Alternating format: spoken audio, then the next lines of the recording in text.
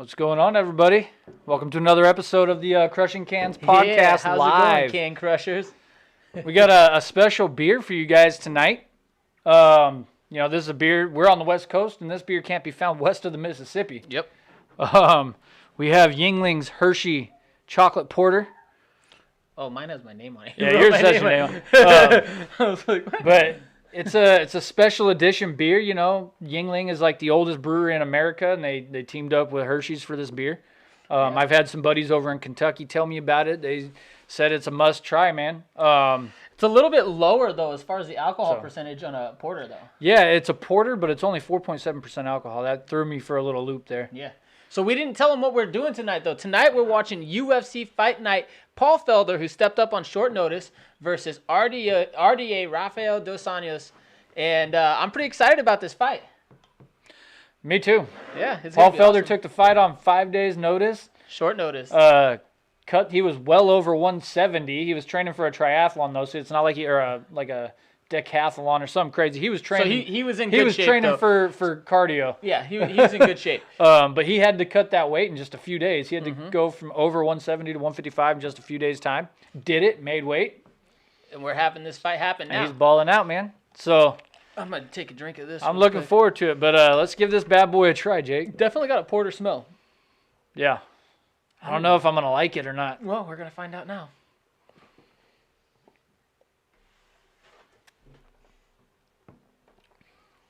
Oh. It'll go down easy, that's for sure. It's smooth. Very smooth. It's kind of nice. Got a little bit of a chocolate taste. That aftertaste. You can get that chocolate really at the end there. Yeah, the you chocolate get it really notes. good at the end.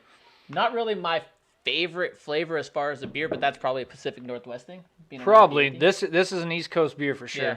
Midwest, East Coast. But I don't know. You know, sometimes we realize that the more we drink into them, the more we like them, or the less we like them. And I do like how smooth it goes in and goes down. Flavor's not bad at all. I'm not sure how I feel about the chocolatey flavor at the end there, but it's interesting. I'll have to let you guys know how I feel about this towards the end of the bottle. I don't know. Yeah. So Yuengling's is America's oldest brewery you were telling me about. Yeah, they even advertise it on the bottle there. Yeah, that's pretty awesome. Yeah, I'm excited to drink this. This is from Pottsville, Pennsylvania, by the way. So big time East Coast. Definitely an East Coast thing. All right, so real quick, before we get into the main card here, let's jump in on Tapology.com and see how everybody's doing real quick. I'm pretty pissed off at our scores. Before I was telling Jake I should be 4-0 right now, and I'm sitting here, I'm like, oh yeah, I'm 4-0, I'm 4-0 now. That's good, that's perfect for me. We go look at our Tapologies, and I'm sitting there at 2-2. I'm like, what the hell? Yeah. Well, real quick, we'll jump into the results here. What happens when you make your picks on your phone, though? But ultimately, I just felt like that Hanson's going to be too good on the ground for her. That's kind of what I thought, but I mean, it was a little bit back and forth for me on the decision. All right, round one. We're about to start it right now. Oh. Man, shout out to Jason Herzog, man. He's low-key the best referee in the game right now. Yeah, he's definitely the best. I mean, this pandemic, everybody, we talked about this months ago. You know, Herb Dean was being touted as the best since John McCarthy. And then the pandemic kind of exposed him in our opinion. Came out as not true. Yeah, he hasn't been the best. I don't think he's been the best ref. I think that this whole time has given us some ability to. Ooh. Dude, they're nice, crisp punches. Yep, Hanson's got nice punches. McKenna is really trying to establish that jab, though. We'll see. Ooh, look at that! See, look at that! Just 1-2. Nice, tight, crisp stuff, and she was able to. Ooh, that was almost a headbutt there. I'll say we're seeing more action out of this fight than out of the first heavyweight fight of the night as it is. I would rather they replace 90% of the heavyweight fights with girl fights, in my opinion. A lot of people are going to hate that I said that, but it's true. Most of those heavyweights are terrible. You know, some of these women's fights have been pretty damn good, though. Well, they're exciting, a lot like the lightweight fighters, like the 125 and 135-pound fighters, where a lot of people don't like to watch them because they're looking for the big knockout always. They only care about the knockout. They don't care about the actual sport, the competition, and all that stuff. That was a good right hand over the top. Ooh, and Hanson's eye's looking a little red there, that left eye. Yeah, it is. The movement from McKenna is a little bit weird, and it might be just unorthodox enough that it's causing some troubles because it's a little bit awkward. But her left eye's busted up now too. Yeah. So both girls having eye problems. Nice little left to kick combo there. I'm surprised that Hanson hasn't gone for a takedown yet. Oh, here we go. As I say that, they're in the clinch. So both girls have damage to their eyes. McKenna reverses the position, puts Hansen up against the cage. And Hansen's trying to pummel in for an underhook here. McKenna's really stopping that from happening. She's keeping her elbows nice and tight. And look at that head position on the chin. Yeah. She's really forcing the head to look away, making it so that she does... Oh, but Hansen with a huge trip takedown. And McKenna's back right back up. Wow. That was nice. But now we go back to this same thing. Now, if you look at Hansen, she has the head position. Look at Hansen. She's picking her up, elevating her. Yeah, be careful on that, though. You're not in position. You're too low on the leg. You got to be deeper in the crotch and tighter with the arms for a lift.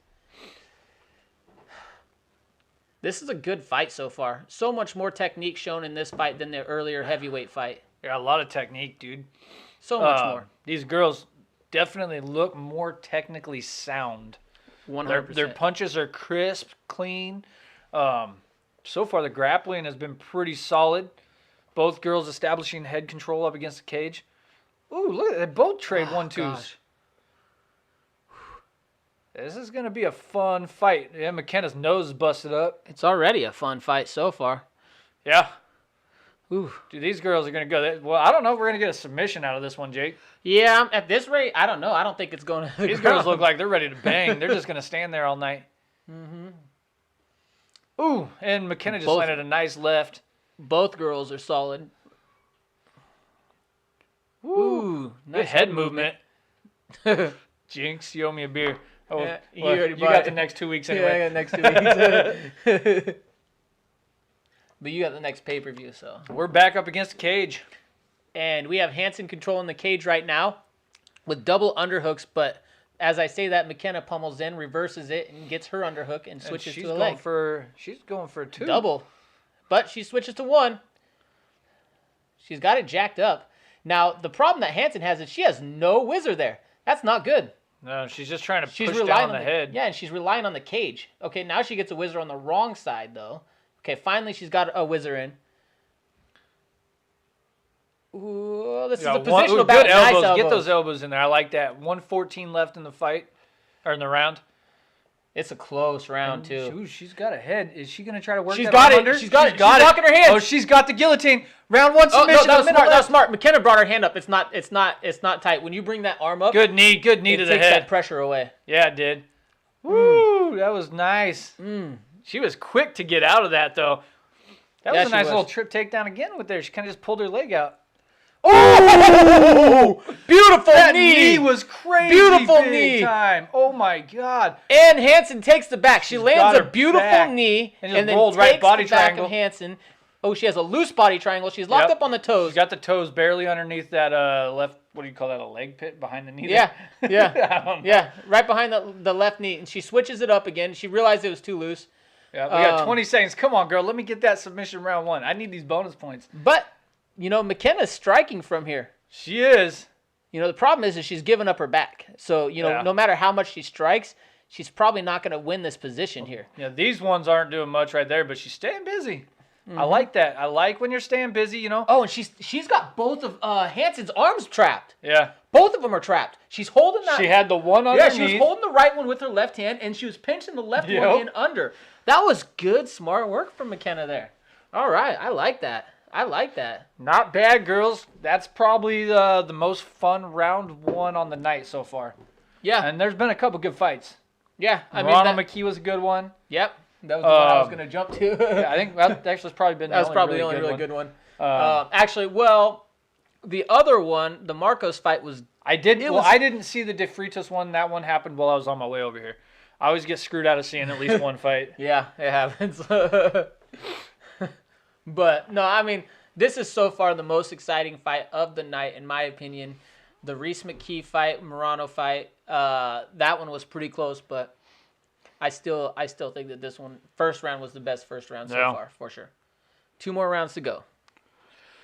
Wow, dude, I'm looking at the college football scores right now, and USC's up 4 points on Arizona with 4 seconds left. Arizona's got the ball at about the 47-50 line, it looks like. 47, yeah. All right. They're going to go for a Hail Mary. Obviously, they have to get this. This is their last play. 3 seconds left. This is interesting. Duck game should be starting any time. Ooh. And they're playing round 2 real cold weather up in Pullman. Yeah, round 2 going on right now. Round 1, I got to give it to Hansen. Yeah, I mean, that's kind of what I think right now. I am looking at the stats, though, from round 1 right now, and it looks like McKenna landed more strikes. I think the total strikes, though, she landed like 30 strikes from that, here. though. A lot of those aren't significant. Now, if you look at significant strikes, though, they give that to Hansen. Exactly, see. So that makes a lot of sense. Because, I mean, she did land a bunch of these, but they were just more annoying, staying busy things. Yeah, I'm going to leave that page up so I can jump to it next time. Ooh, nice jab. Nice straight jab. Is put a little a side screen on of us when you go to that page. When you pull that up, that way it's not just the stats page or whatever. You know what I mean? Yeah, I can do that. I think that would be kind of cool. You just watch the fights real quick for me. But Hansen's got her up against the cage right now. My wife just texted me. And they're back in the middle. It's a good fight so far. Video capture. Ooh, good kick. And then McKenna kind of caught her with the left hand as Hansen threw that left kick. Boom. And, ooh, good knee. She's got the tie clinch on McKenna right now. Landed a couple good knees there from Hansen. Boom. We're going to do it kind of like that. Yeah, that's cool. See, that's what I mean. That kind of, when they pull that up, then we still got us there, you know. But 3 minutes left in the round. Girls are standing right in the middle, and they're trading. Now, I do feel a little bit more comfortable with my submission pick after the end of the first round there. Yeah, what'd you pick, round 3? Round 3. Okay. Round 3. When they're a little bit more tired out there. When I was looking at Hansen's submissions, they're usually more a second or third round type submission when I was looking at her record. So that was part of the reasoning that I went that way. Mm-hmm. Let me pull up her. See, she threw another kind of jumping front kick there, and then McKenna caught it again and caught her with a right or a left at the same time. So, yeah, round 3 triangle, round 3 neck crank, round 3 arm there was bar, a good body kick, round though. 3 ground and pound, round 3 ground and pound, round 2 ground and pound. Most of those good wins come from round 3 from Hansen right there. So that's why, that was why I chose round 3.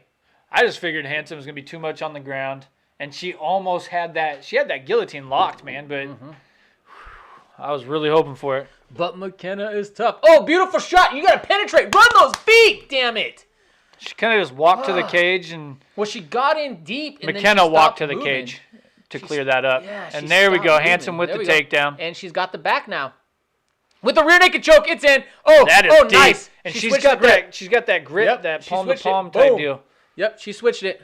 Beautiful. Oh, now she's back in a traditional rear NC, and she's out. Wow. Good defense from McKenna. But the problem is you can defend against 6, 7, 8, 9 submissions. They only need to get one right. That's right. It only takes that one. And so this is where I said, Hansen's ground game is going to be too much. But McKenna's really displaying some really good defense. She's showing, no way. Is that omoplata? No way. Oh. So we got some. She's showing all sorts of stuff out there. Both girls are. Hansen's this is got crazy. These are two really well-rounded girls right now. She's working, but you don't want to be on the bottom there. No matter how much you're working for submission attempts, as long as McKenna keeps landing strikes there, she's doing the damage factor.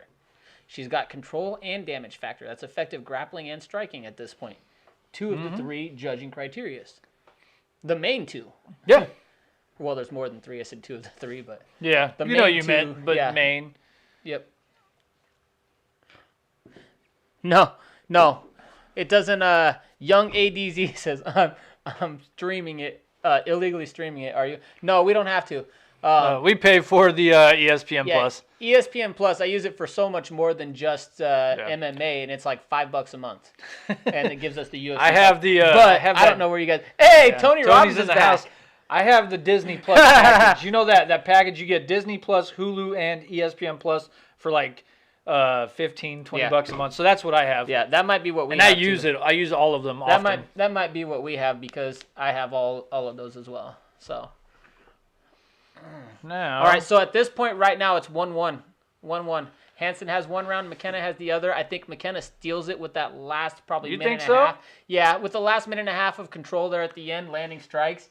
I think it's more. I think she nullifies the effective grappling, and I think she has the effective striking edge in that round.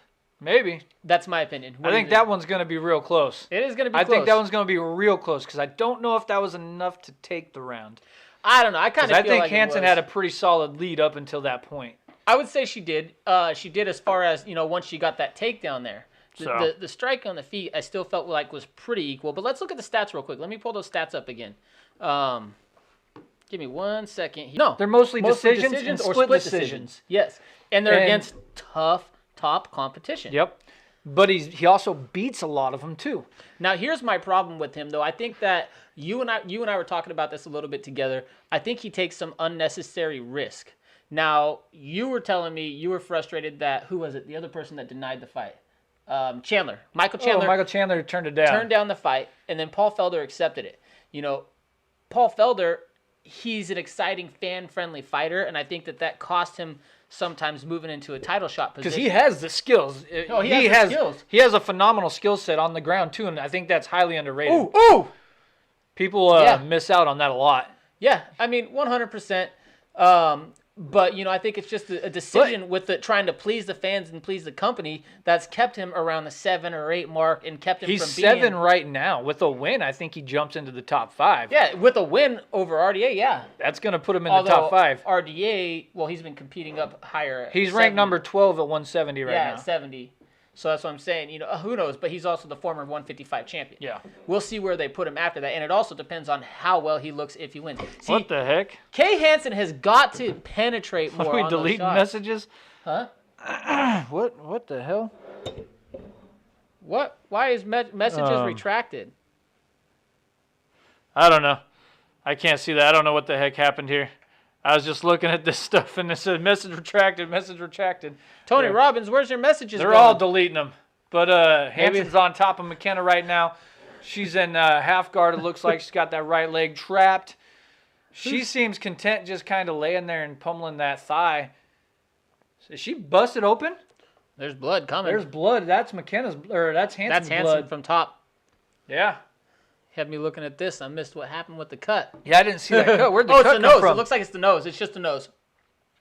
Dude, I love Chimaev versus Edwards. That's going to be a great fight. Nobody else wanted to fight him. And, Edwards made a great point. He's like, you know what? At one time, I was 9-0, too. At one time, I was absolutely right. Undefeated in the UFC, too. I want to save that conversation for our break. It's going to be a good one. No, but I agree with that. So right now, we have Hansen on top, controlling the position. This is what she needs to do to win the fight because I think it's tied right now, 1 round to 1 round. It very well could be tied. You're kind of leaning towards Hansen 2-0. I think it's still 2-0 Hansen, but that second round is either or, in my opinion. I think it's that close. Yeah. I think, though, she threatened with, 4 different submissions.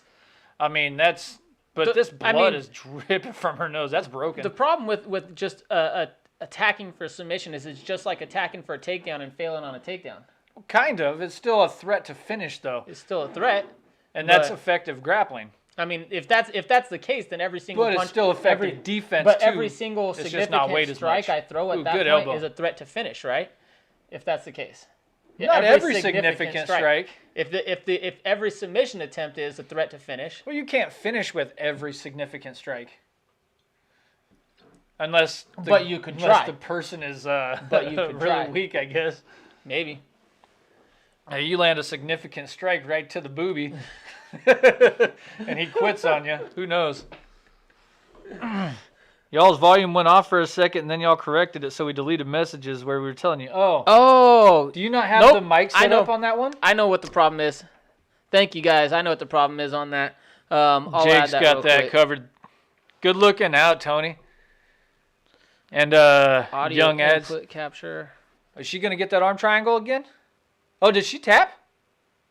No. It looked like it for a second because that arm came up and kind of but she's got that. That's an arm triangle from full mount. Oh, but she rolls out. That's just power. 30 seconds, though, that's not enough to take the rest of the round, I don't think, unless she does something extremely significant here. Boom. Select. JEO. All right, let's see if that adds there. You're going to try to put that on there now? Yeah, it should. I thought it's there. I mean, I thought it was. Well, we're on the wrong one right now. This is on my. Yeah. Yeah. We'll see. Oh yeah, look at control time. Let's see here. They just flashed it off. Damn it, I didn't get to read it all. But McKenna's on top right now with 10 seconds left. How'd she get the top position? I was looking at this. So Hansen had an arm triangle in full mount, and McKenna just rolled over on top of her. It was crazy. And now, that's Bell. That's the fight. What a fight. Fun fight. These girls put on a phenomenal show. We lost like 5 viewers when we had no audio. Yeah, I'm sure. All right, let's pull the punch stats up. Tell me, you guys, when this transitions. Let us know if we still have audio real quick. Who do you guys have? All right, so I got the stats up real quick. I see audio on here. I see audio there, but do we still have audio? Let's see here. Let's see. Let us know. Do we have audio right now? We're talking. Do we have audio right now? Let us know. So when we look at the punches here, McKenna attempted over 100 more punches than Hansen did. Yeah. Actually, I'm sorry, not over, 99 more punches. Yeah, okay. Young Ad said, yes, we got our audio. We're good. Nice. So Sweet. 99, they do give total strikes to McKenna, but even then, if you look at significant strikes, they still go to Hansen. By 15. 61 to 46. The headshots, it's a little bit deceiving because of the amount of small shots that McKenna landed on the ground. She landed a lot of just kind of rabbit punch type deals. Just really small. And so when you look at the headshots, it's 49 to 82. Control time, 523 to 304. Yeah. Whew, man. Well, then, okay, the submission attempt stat is wrong. There was not only one submission attempt in that fight. No. Hansen had at least 4 from what I saw. 2 that were real solid. I mean, I don't know who's keeping track of some of these submission attempts, but every time Hold on, we got the decision. Let's go. This is going to be close. It might be split. Yeah. Every time she took the back, she was attempted for a rear naked choke. She attempted for an arm triangle. She attempted for a go-go plata. I mean, how many different submission attempts did she have to go for? We go to the judges' scorecards for a decision. All 3 judges scored this contest 29-28. Hansen. By unanimous decision, Corey. Wow, they gave it to McKenna. So they gave her 2 and 3. Like I said, 2 can be either or. I didn't pay enough attention I don't to think round 3. she won the 3rd round, honestly. I don't think she did enough in that last 30 seconds to win it. I didn't pay attention to round 3 enough. I was looking at this stuff. Yeah. She was just on the defensive too much. It's hard to win a round when you're being defensive. Yeah, I mean, round 2 to me, I thought McKenna stole that one. It was close. It wasn't bad, though. What do you guys think on that? So when we look at the stats, though. Close fight. No way is it a robbery. It was very, very close fight. The problem with these stats is they don't actually tell the full tale of the tape. No. So it is what it is on that fight there. Let's transition back. Yeah. Not bad. Go take so that's going to be another L for me, damn it. That's an L for me. Even though that should be my first L. Somebody said. Pretty upset about that. Mir Yassin, I swear. What do you swear? He's probably just singing that John Michael Montgomery song or something. I don't know. I swear. Yeah, it was a good fight overall. Probably the most exciting fight outside of the Reese McKee fight. Probably more exciting than that. She's getting carried out of the cage. Her foot is hurting her. Her left leg probably, because that thing was. That's like what Hansen was pummeling. Yeah, she's limping on it. Yep, limping on it. All right, so you were talking about the Leon Edwards versus Hamzat Chimaev fight. Young Ads brought that one up. Yeah. And that's gonna be a banger. I'm really excited about it. That's where the nose got busted up, it looks like probably. This is a good test for Hamzat Chimaev. And Leon, as you were saying earlier, did bring up several good points. He said, I heard that in a while. It's been a while. I haven't heard that name either for a while, but that's just what I thought. And dude said, I swear, and nothing else. Says, live for free on UFC. Hey, there you go. All right. Is that his Instagram? On UFC, Mir IG. Probably. All right. Live for free. Or is that live for free or live for free? I don't know. Probably live for free. I live for free every day, baby. Anyway, so you were talking about the point where Leon Edwards was saying at one point, I was 9-0. I did have an 8-second knockout in the UFC. Yeah, he's done everything that Hamzat's done. Yeah. He's not lying about that. He's 100% correct on that. So that's going to be interesting. The one thing that he didn't do is he didn't do it in that time span. Right. I think, what Hamzat do it in like 3 months? Yeah. 3-month time span for all 3 fights? First ones were a week apart. Yeah. Yeah. So, I mean, I don't think that there's nobody in the UFC that's done it in that time span. for sure at all. Gosh, I want to hear what she's saying real quick. Yeah. You've got a lot to work on, so... Lots to work on? Speak to my coaches and we'll see what comes up. Wales is in the house. Excellent performance once again. We can't wait to see you back in there. Cullen McKenna, everybody. It was a fun, tough fight. Yeah, McKenna's accent is sexier than Bisping's. Hella funny. I wouldn't call his accent sexy, but whatever. Teach their own. Yeah, right. All right, so let's get back on that. He is correct in that aspect. He hasn't done it in the time frame that he's done it. That movie looks terrible. Chick fight. Not even interested in it at all. Looks garbage based on the commercials. But I think that Chimaev has a very huge opportunity here. As much as they're trying to put the pressure on Leon Edwards right now, I think the pressure should really be on Chimaev. I don't know. I think it should, because here's the deal. They bumped him up. They didn't give him a top 15. They didn't give him a top 10. They gave him a top 3. Yeah. They gave him a top 3, right? So Leon Edwards, if he loses this fight, he might not get a title fight. Oh, he won't get a title fight. If you're right, he won't. Not for a little while.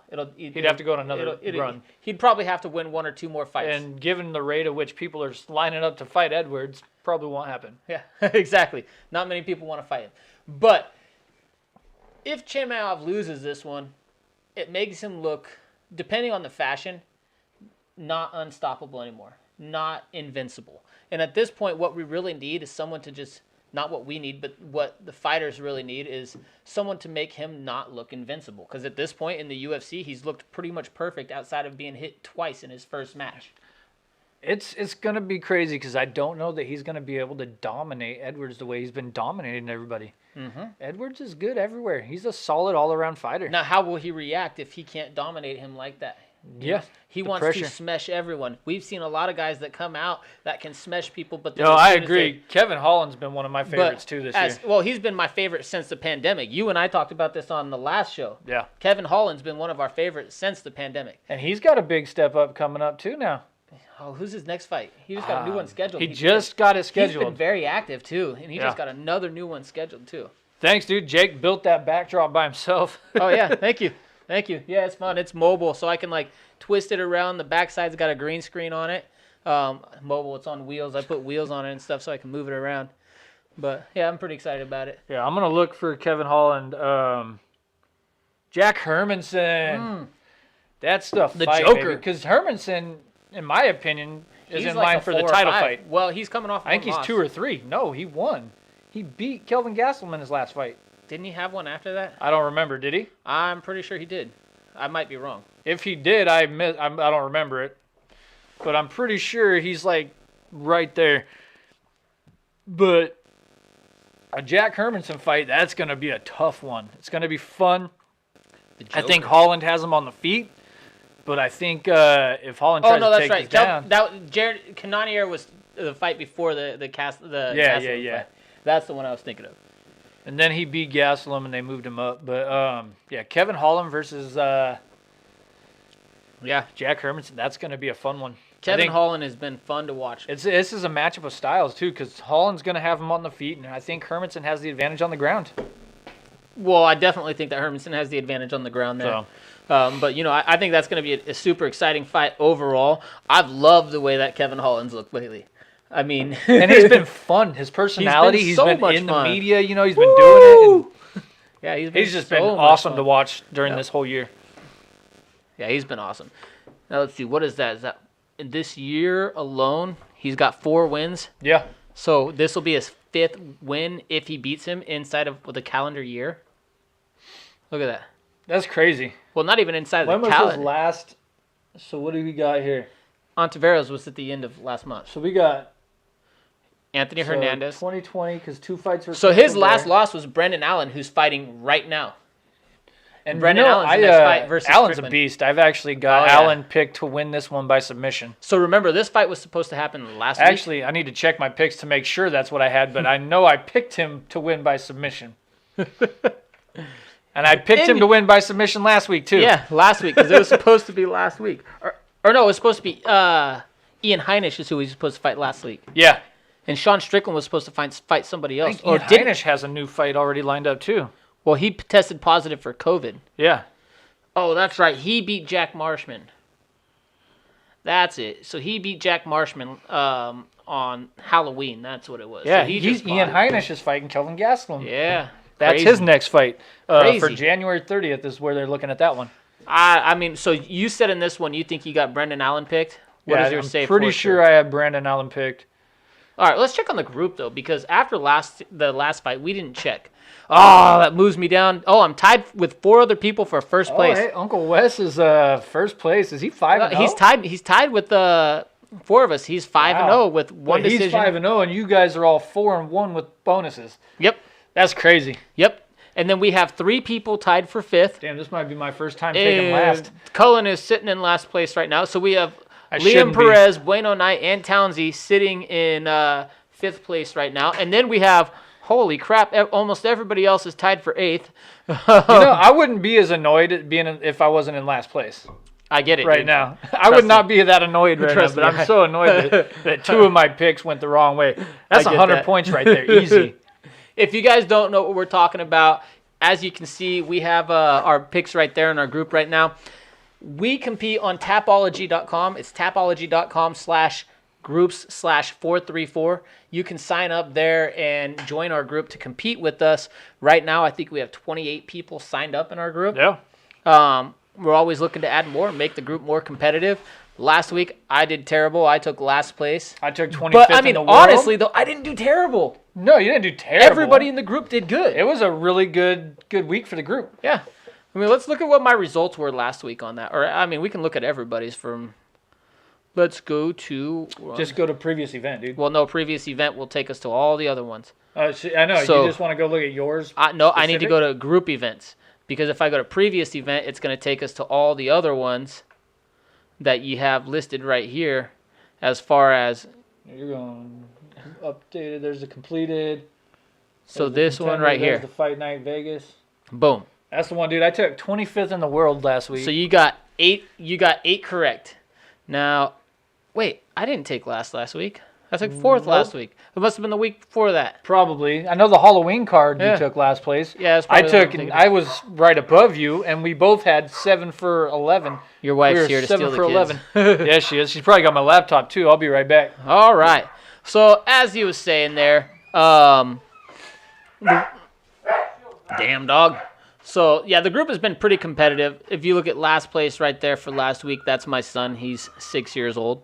He only picks every once in a while. This was his first one actually picking, but he really was interested in it. Cullen took first last week. He's sitting in last place right now, but I don't know if that'll necessarily stay that way. We'll see what happens with it. Actually, we'll just go back. Boom. Right there. All right, so if we look at this is actually kind of funny. So there is me tied with first. Uncle Wes, that's my uncle. He's in first place, tied first. I'm tied for first. My sister's tied for first. My other brother, Skyler, Squirt General, he's tied for first. Did he make picks? And then you have Cullen all the way at last place right now. Did Skyler make picks? Because I texted him. I said, hey, make your picks. And he's like, I'm at drill. I'm like, so you can text me back, but you can't make picks? Yeah. Like, what? Yeah, so you're sitting in last place. We're all tied. It's Uncle Wes, me, Heather, and Skylar all tied for first place. Let it be known that I've never taken last to finish an event. So, I think I've got 2 or 3 of them now. hopefully that doesn't continue this way. All right, Brendan Allen, 24 years old, versus Sean Strickland, 29 years old. And what do you got for Allen? What do I have We're at picked? catch weight, huh? 193 and a half, 194 and a half? Let me go to my picks and see what I got picked. I have Allen picked to win. I think I haven't picked to win by decision, but I want to double check on that real quick. Yeah, I got Allen picked to win by decision. No, that's last place in our group, but in the world, I'm probably sitting close to last place. Two of my damn he's picks not last didn't. place in the world right now. No way. No, probably not, because there's a lot of people that only pick like 1 or 2 fights. That only pick main events. Well, we'll find out right now. But yeah, 2 of my picks apparently didn't save correctly, so I got screwed. So Nuts and bolts. we got screwed is what it used to be. But yeah. This should definitely be a good fight. Hold on. This beer, it's not really separating itself from other porters, in my opinion. Not really. It kind of tastes just like a porter. Well, it's probably more so because of where we're at. We're spoiled as far as beers come. That's probably true. So I'm at 203rd in the world. Here. That's pretty cool. Not bad. Now I wonder where Uncle Wes is, because he's got he's 5. Tied for first with you. Yeah, but I'm talking about world. Yeah, so so if he'll be same. First, he's you're in gonna the same spot. points. Yeah. I was just thinking about. I'm like, what are you talking about, dude? Yeah, you're I made definitely. my picks in about 30 seconds before leaving the gas station. Yeah, I told Heather to make her pick. She was on the road to Georgia. Who said that? Panda Heather. Huh. She's on the road to Georgia. Yep. So yeah, you're definitely not in last place. There's a lot of people that only make like one pick. See, 0 of 1, 0 of 1, How many 0 of points 1. do you have? I had probably 100. I don't know. Maybe 125. All right, so round 1 started. 33 seconds into it, not paying attention. Strickland just lands a good overhand right there, but Allen's pressuring. I missed the first 30 seconds. We got carried away in the conversation. Yeah, I finally got my laptop, so now I'm trying to get that set up. Allen's got a nice little mark on his left eye there. Just underneath, he's got a little mouse already forming. Or his right eye, not his left eye. Nice jab there.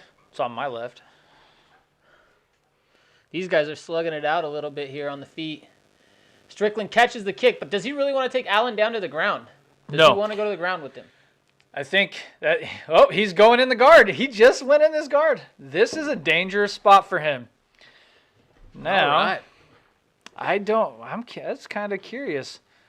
He must be really confident in his ground game if he's going to try to hang with Allen on the ground. Well, he looked great. Look at this. Allen's working his hips out there, controlling an arm.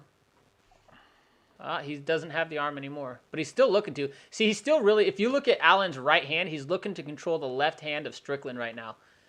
So keep an eye on that real quick. See what he does there every time. Ooh, Strickland takes the back. Allen gives up his back. It's a dangerous way to get up, but, a lot of wrestlers do that to get up. Mm-hmm. Oh, he tries to hit a switch. Hey, Daniel Cohn, what's up, buddy? Oh, Strickland is doing surprisingly well in this first round. Honestly, I'm not surprised at the fact that he's doing well. I'm surprised that he's controlling the grappling. Exactly. I figured that, Allen would control the grappling. I thought that would be the difference. As soon as he jumped in the guard, I said he's got to be real confident in his grappling right now, because you don't want to jump in Allen's guard. And Strickland's not giving him any space. Look at him just circle around him, too. So what's got to happen here is Allen's going to have to take a more wrestling approach to it. Ooh, except for the fact that Strickland breaks away there. Strickland has power, so you got to be careful on the feet. Strickland's fun to watch, especially lately. Mm-hmm. Right now, Strickland's looking calm right now. He looks like the better fighter in every position at this point. And Allen's his face is red. He's getting picked to pieces with the punches. This has easily been a Strickland round through the first 3 minutes so far. There from Allen, though. Nice job there from Allen. Damage is the #1 criteria when scoring a round, and yep. Allen is wearing it. But Allen's going in, landed a couple nice shots right there. And Strickland turns it around. He got too aggressive there. Yeah, and then Strickland turned it right around. Back in the middle. 1:45 left in the round. How far ahead of us are you guys? Sometimes they're really ahead of us. Yeah, I know. There's a nice little jab from Allen.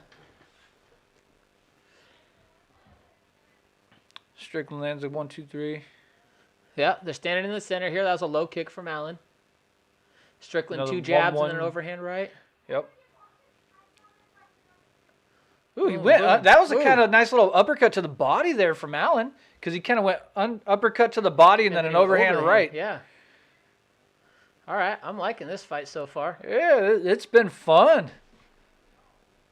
What do you guys have picked so far for this fight? What was your prediction? If you don't have a pick made, make sure you join our group at tapology.com/group/434 and compete with us on there.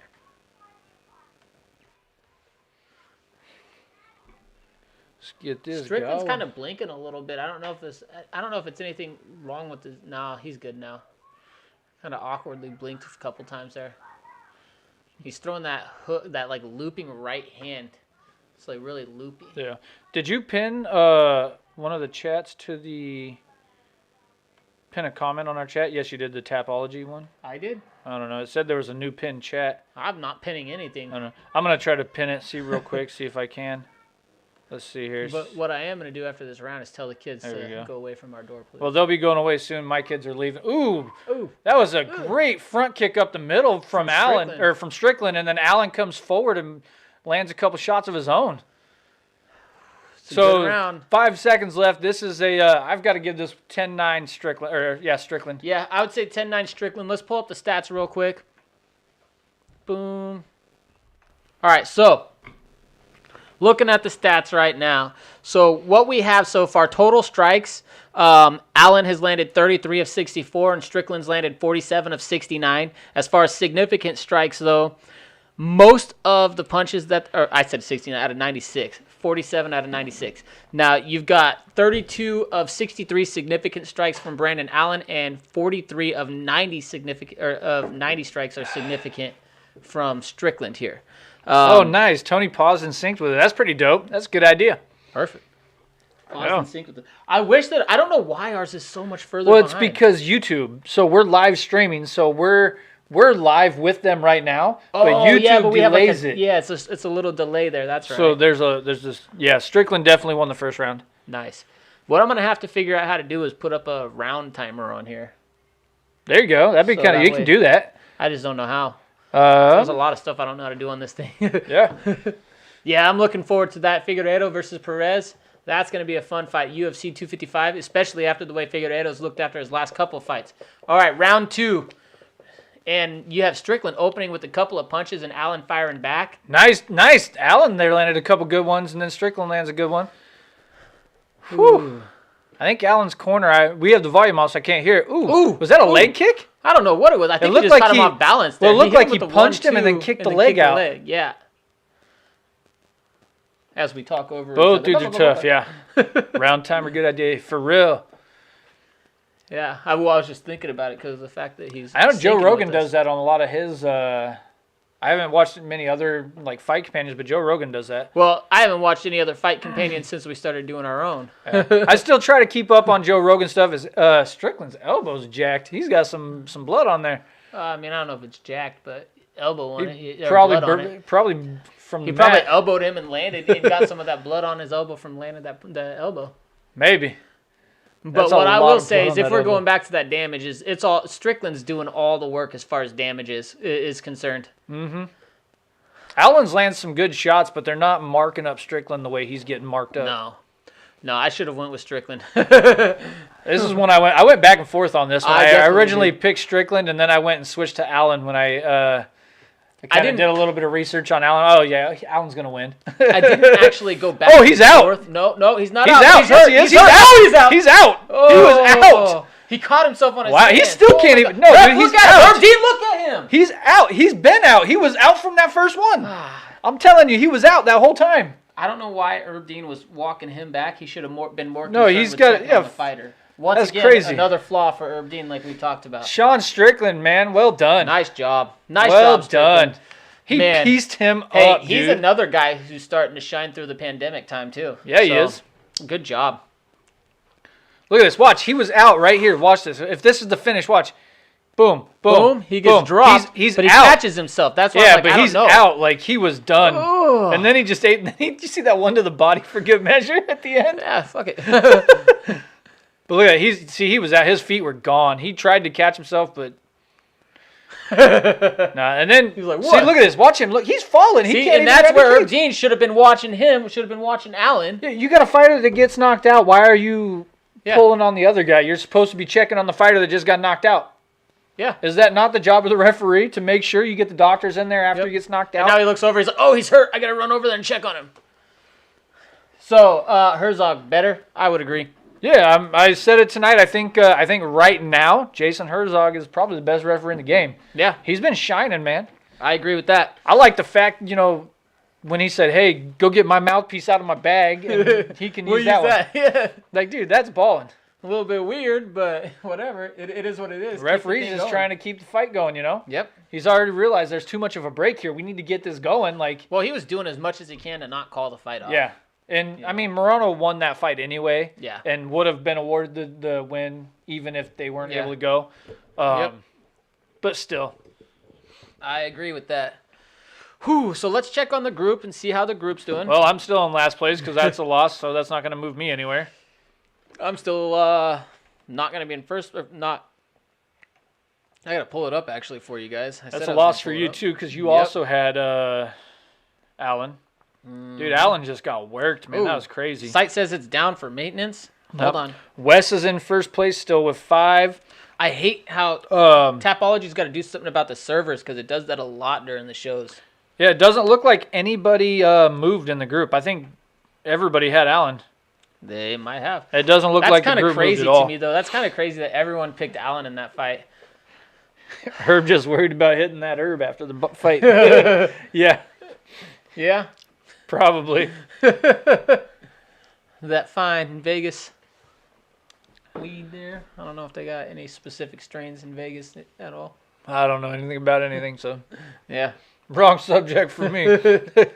We can talk beer all day, you know. Nice job, Sean Strickland. Nice job. This beer's just been all right to me.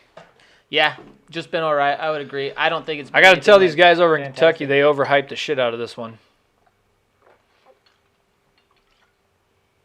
Not bad, but not great. Yeah, it's not something that's been fantastic. It could be due to the journey over here. I don't know. Maybe that did something with it, but it was wrapped up. All the bottles are solid. None of them broke. So if you're just tuning in now, this is Yuengling Hershey's Chocolate Porter. We had to get it shipped over to us. I need to get that game up, damn it. They don't sell it on the West Coast, so we got it shipped over to us. It was really highly rated from a lot of people towards the East Coast. Now, Yuengling's is in Pennsylvania. They don't have that out here, so we got it in, had somebody ship it to us. Yeah, my brother-in-law bought it and shipped it for us. Yeah. So pretty excited about it. I mean, it's not bad. It's not bad at all, but it's definitely not anything like super special to me. I like the aftertaste a lot better than I actually like the taste of the beer, if we're being honest. It's an okay tasting beer. It tastes just like a porter, but you get the chocolate notes at the end, and I think that's probably the best part of the whole beer. Yeah. Let's hear a little bit what he's got to say. All I wanted to do was to finish him. Do me a favor, take your mouthpiece out, please. Fewest days between wins, 14. So he just tied. So he just tied for the third place position for the fewest days between wins. Hamzat Chimaev has 10. Chaz Skelly has 13, and then Chris Lieben and Sean Strickland both have 14 now. And then Donald Cerrone right there with 15. Who's got like the most fights. I feel like he's done it multiple times though. Yeah. Nice. I don't know. You know what, dude? I'm happy for Sean Strickland though. That's a big win. That's a really good win. It's a very good win. And not only did he beat him, he finished him. And Allen was favored to win that fight. Allen was on quite a run there for a little while there. So, that's a really good win, regardless of whether or not if he was on a good run, if he beat someone who's favored. Yeah. I would consider that a good win. That's a good win, period. Yeah. I like it. Wow. So what's the next fight here? He kept that mouthpiece in forever. And now I got to go check this. Panda said Oregon fumbled the damn football out here, making me angry and stuff. Boom. Ashley Yoder versus Miranda Granger. Who do you got picked for that one? I think so. The last time I think we saw Yoder, I was actually really impressed. I picked her to lose, and she ended up losing the fight by decision, I think it was. She was the Team Quest girl. Mm-hmm. And I was actually really impressed with what I saw from her, though. So I went ahead and picked Yoder for this fight. All right. I like it. I needed an underdog somewhere. Hopefully I'll get a win on that one. Well, we'll find out here soon. Yeah, he does. He has some heavy-ass hands. If you guys can see, or actually you can't see because I don't have that up, but I got Miranda Granger picked to win by decision. Yeah, Granger, yeah. So I figured this one's going to the decision. I picked Yoder by decision. At least I'm pretty sure now you got me questioning my picks. Let's go find out. After your first two were wrong that you said were different. I'm pretty sure I picked Yoder, though. That's what I picked when I made my picks. So now I got to go check that out real quick. Well, when I was comparing the two, I was looking at the two fighters. Nope. I have Granger by decision, apparently. All right. Well, it down for maintenance again. All right. That's 3. Maybe I'm just remembering my picks wrong, but I made my picks yesterday. Maybe you after weigh-ins. Maybe you drunk picked or something like that. I didn't drink at all this week. I've been saving these bad boys for tonight. Now, kind of annoying. Yoder, I almost picked, when I was looking at this, I almost picked Yoder to win a decision. I've got Felder, round 3. But I almost picked Yoder to win by decision. I wasn't sure how Granger would do because she finishes most of the fights early on in the first round. Mm-hmm. But, Yoder loses a lot of decisions. She does. So that was But she's real tough, dude. I don't think she's getting finished. Yeah. And I'm pretty sure I picked her to win. I'm rooting for her to win. Oh, no, I think I did switch this one because Granger's a Washingtonian. And so I had to back the Washingtonian. I couldn't pick against the Washingtonian. Yep. That's what happened with that one. I remember that one. All right. Well, let's see. Where is Miranda Granger? Connor Dustin in January. Dude, I think it's going to be real similar to the first fight, to be honest. I think it'll be very similar to the first fight. I do think that Connor spent a lot of time focusing on his hands. And it's going to be mostly a stand-up fight. I think the power. Connor still has the power. I think he still has the technique, and I think he's still going to land.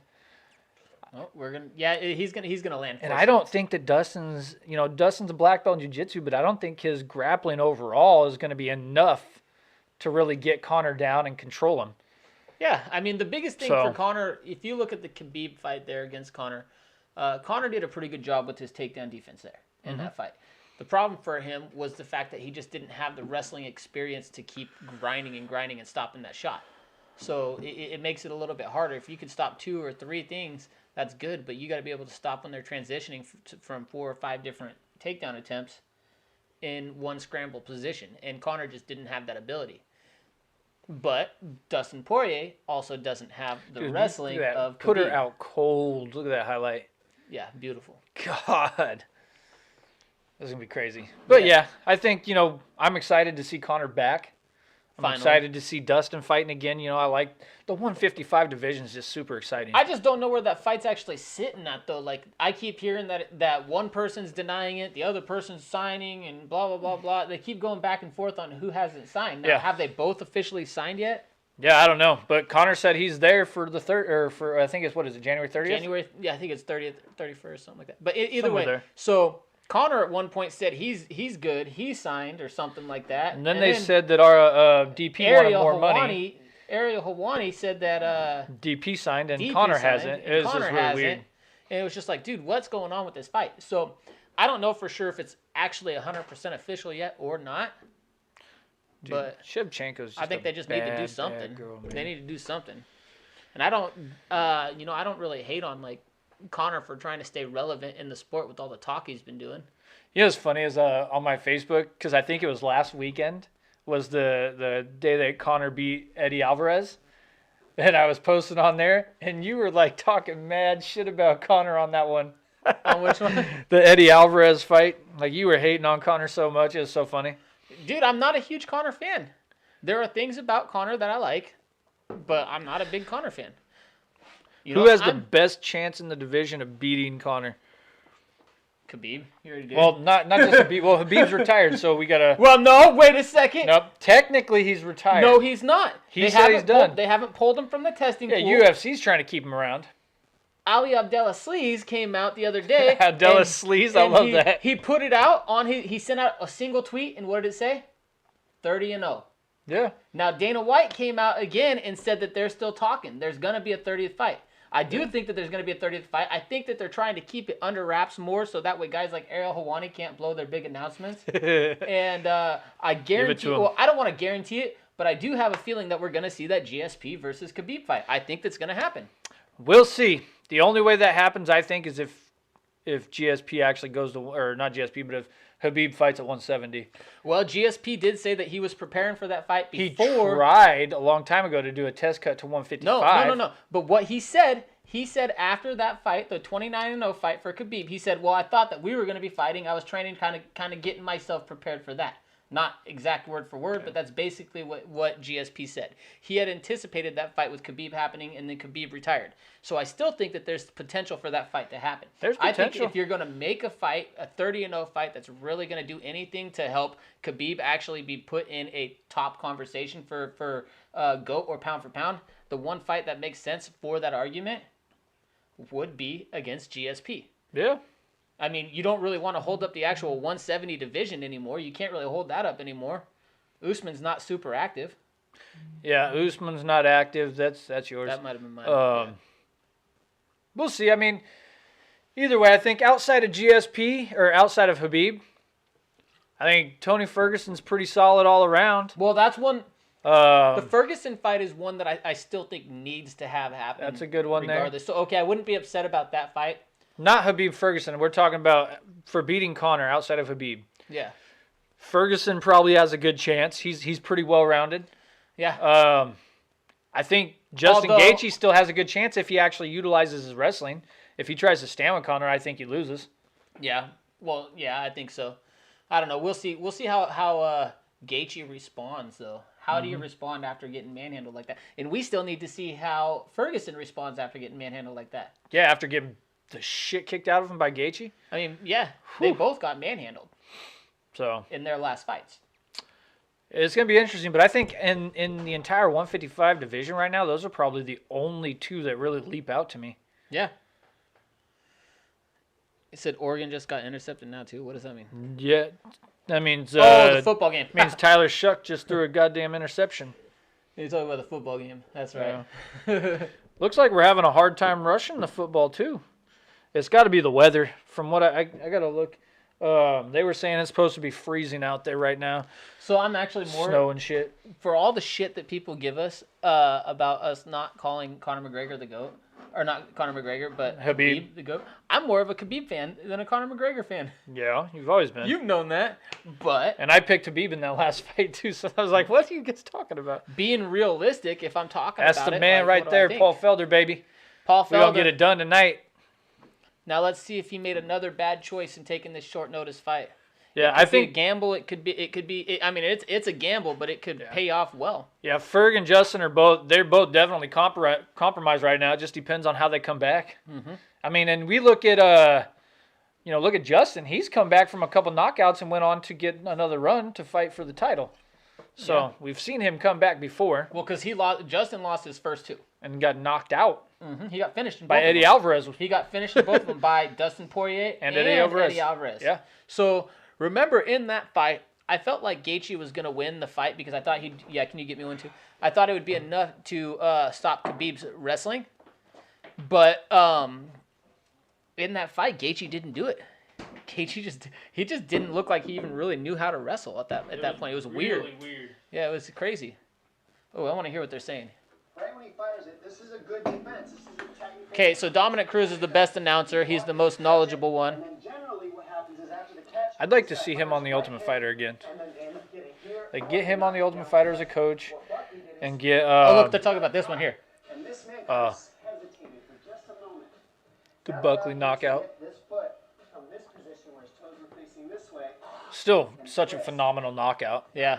There were people trying to downplay it after that, but, like, dude, come on. That thing was awesome. I mean, the bottom line is he could have landed that even if Kasangane didn't hold that leg, because all he would have had to do, because I do a similar kick. And I'll show it to you on that bag after we're done here. But I do a similar kick to that. What you do, all he would have to do is place that foot on the hip, and he could finish that same kick. So regardless of whether it was held or not. All right. Oh, we about to start that fight now? Yoder versus Granger. But regardless, I think he would have landed that kick and thrown it anyway. Even if it wasn't held, he would have just pressed off the hip to finish the kick. Yeah. Now, I don't do it anywhere near as cool or anywhere as crisp as that guy did. I don't think I've ever done it that good.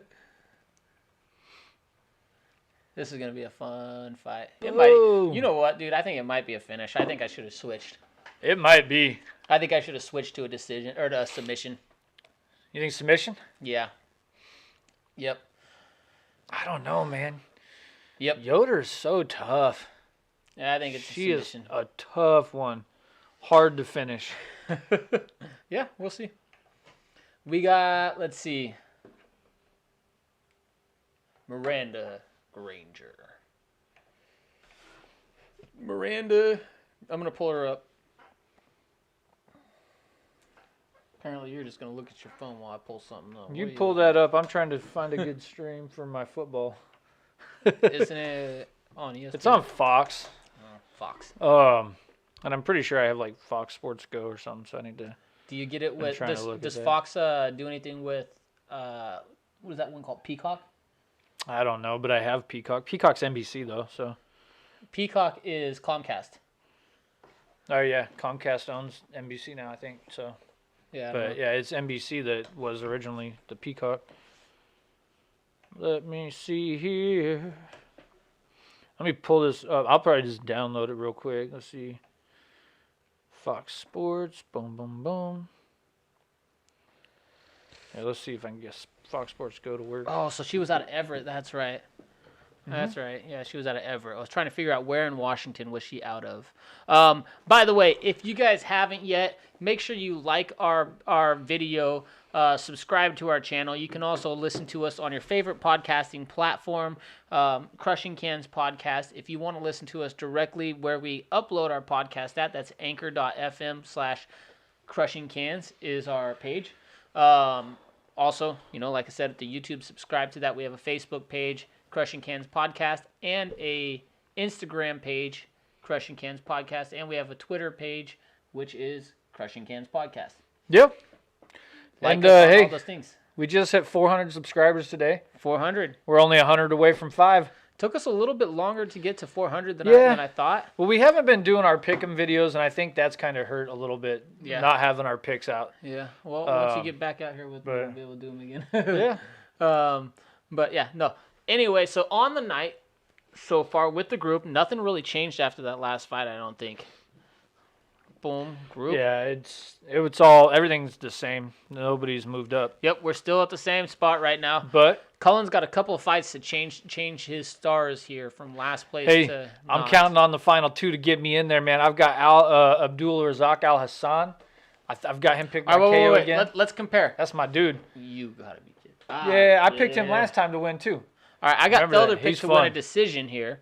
Might not be the best pick against RDA, but my problem was it's still 5-round fights. Yeah, it's a 5-round fight. And that's one reason that I really picked Felder. He was confident going into this. Look, I'll keep it at 155. I'll make the weight cut. I'll keep it a 5-round fight. Okay, but like you were saying earlier, though, he was already in shape, right? He was getting in shape. He was working. No, not necessarily. I mean, he wasn't in fight shape. He was working for like a triathlon type deal. Triathlon shape. So he's going to be in good conditioning. So my whole thing was I think he can push through that 25 minutes. I don't think he's going to want to try to look for the kill. Yeah, I think we'll see. He's going to want to try to control the distance, keep it on its feet, and outstrike him. I don't think he wants to rush in for a kill and get taken down. I don't think he wants to do any of that stuff, especially on short notice. I think RDA is definitely going to be looking for the takedown, though. 100%. So I think he's going to play a little bit more conservative on the strike, which is hard to say with Paul Felder because he's a high-volume striker, in my opinion. But I think he's going to be a little bit more conservative, trying to play the distance game a little bit more, not trying to get taken down. Yeah. Although, on short notice, 5 days, you really only fight on instinct, right? You don't really get the chance to fight on your game plan. Right. If that makes sense. I mean, really, you know what RDA is going to be going for. You know what Paul Felder is going to be going for. So Ashley Yoder is 5 years older. I don't think either of these guys really going to have much of a game plan for that one. No, they're just going to be using their skills probably. More than likely, it's just going to be just a skill fight based off of what they have. They're not going to be really looking to game plan. Miranda Granger fighting out of Everett, Washington. She's 5 feet 7 inches tall, 115.5 pounds, 7-1 in MMA. All right. Yoder, the Team Quest girl. She's tough. I don't know. The problem with Team Quest is a lot of these Team Quest fighters are still very, very tough. But they're just tough. They don't seem to evolve much with the sport. In my opinion. That is true. I feel like there has not been a lot. Because Team Quest at one point was like the #1 gym. All you talked about in the early UFC days was Team Quest, Team Quest, Yeah, Team Quest. It was awesome because, And they've been passed up by everybody. Yeah, they were like 15 minutes from, well, they're actually about 25 minutes from the house with traffic right now, 15 minutes without traffic from here. And it was cool because it was literally one of the top gyms in the world at one point. Yeah. And when you had Matt Lindland there, you had Randy Couture there, you had Chael Sonnen there, you had Ed Herman. Ed Herman. Was he at Team Quest? Ed Herman? Yeah. Why'd you say Isaiah Herman? I said Ed Herman. You'll see when you play it back. I swear to God, you said Isaiah Herman. I said Ed Herman. No, I think you said Isaiah. If you guys heard Isaiah, let us know in the comments. You're on crack. That's all you are. Paul looking hydrated. Look at again. Yoder already pushing her up against the cage. Mm-hmm. That might be a bad idea, though. Instantly, she's trying to get this takedown. Well, we're gonna kind of working on it from a headlock. There we go.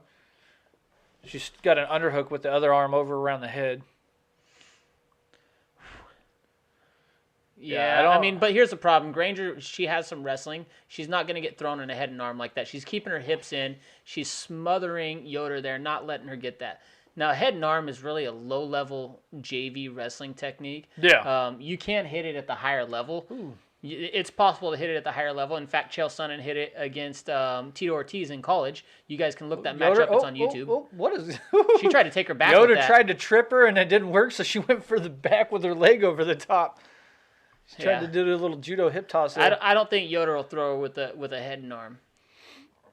Every once in a while, there's people who can hit it on the higher levels, but it's not something that really happens very often. You see it more in the freestyle and Greco matches than you do in folk style matches, though, because it's all throws in those areas.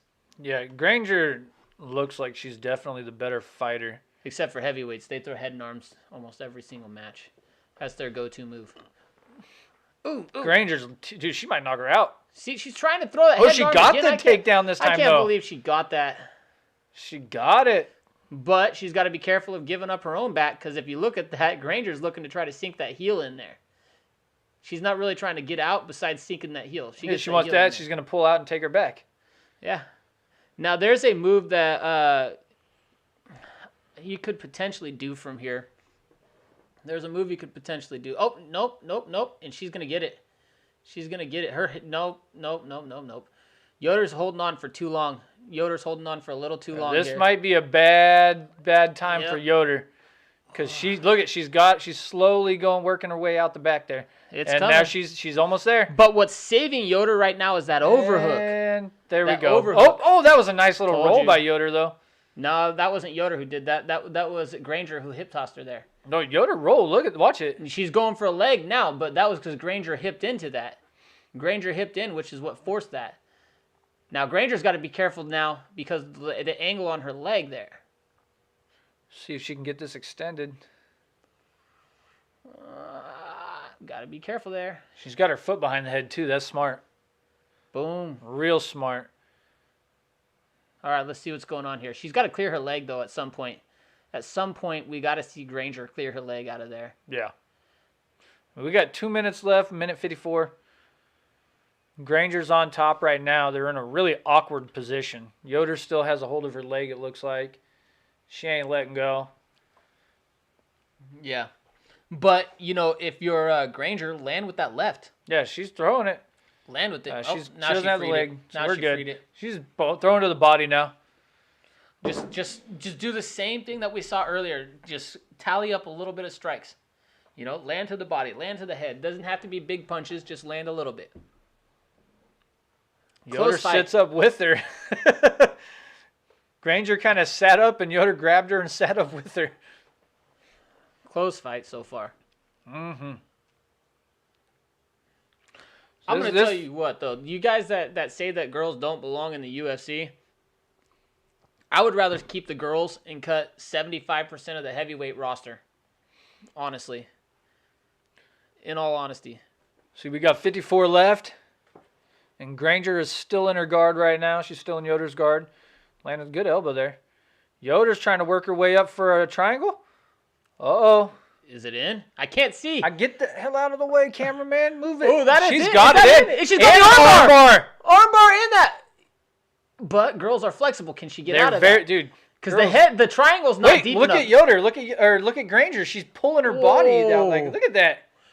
Oh my gosh. What is going on? This is the most weird, awkward position ever. Now, if you're a ref, can you really stand him up from this point, though? Even if it's a stalemate? At this point, I would say yes, because it's just a stalemate. Nobody's getting finished here. nobody's doing anything but stalling. Even with that triangle locked up, even though that triangle's not tight. That's not finishing her. No, it's not finishing her. And I don't think it is. This is a stalemate. You got to now end of the round now, so it doesn't matter. But depending on where it's at. Wow. You give them a few minutes. You give them maybe. To 20 me, seconds that's a to 10-9 Yoder round. I think she takes it. I don't know. I would hate to be the person. Let's pull up the stats and see how the stats look on that fight on that one so far. What do you guys got? I think that's 10-9 Yoder. Where? Close, fun round, but I think Yoder just barely edged that one out. Boom. I'm going to transition to that. All right, so let's look at these stats real quick. Now, we're looking at the stats now. Yoder has a slight edge on striking, 28 to 21 landed total strikes. Now, Granger has the edge as far as the significant strikes, 10 to 7.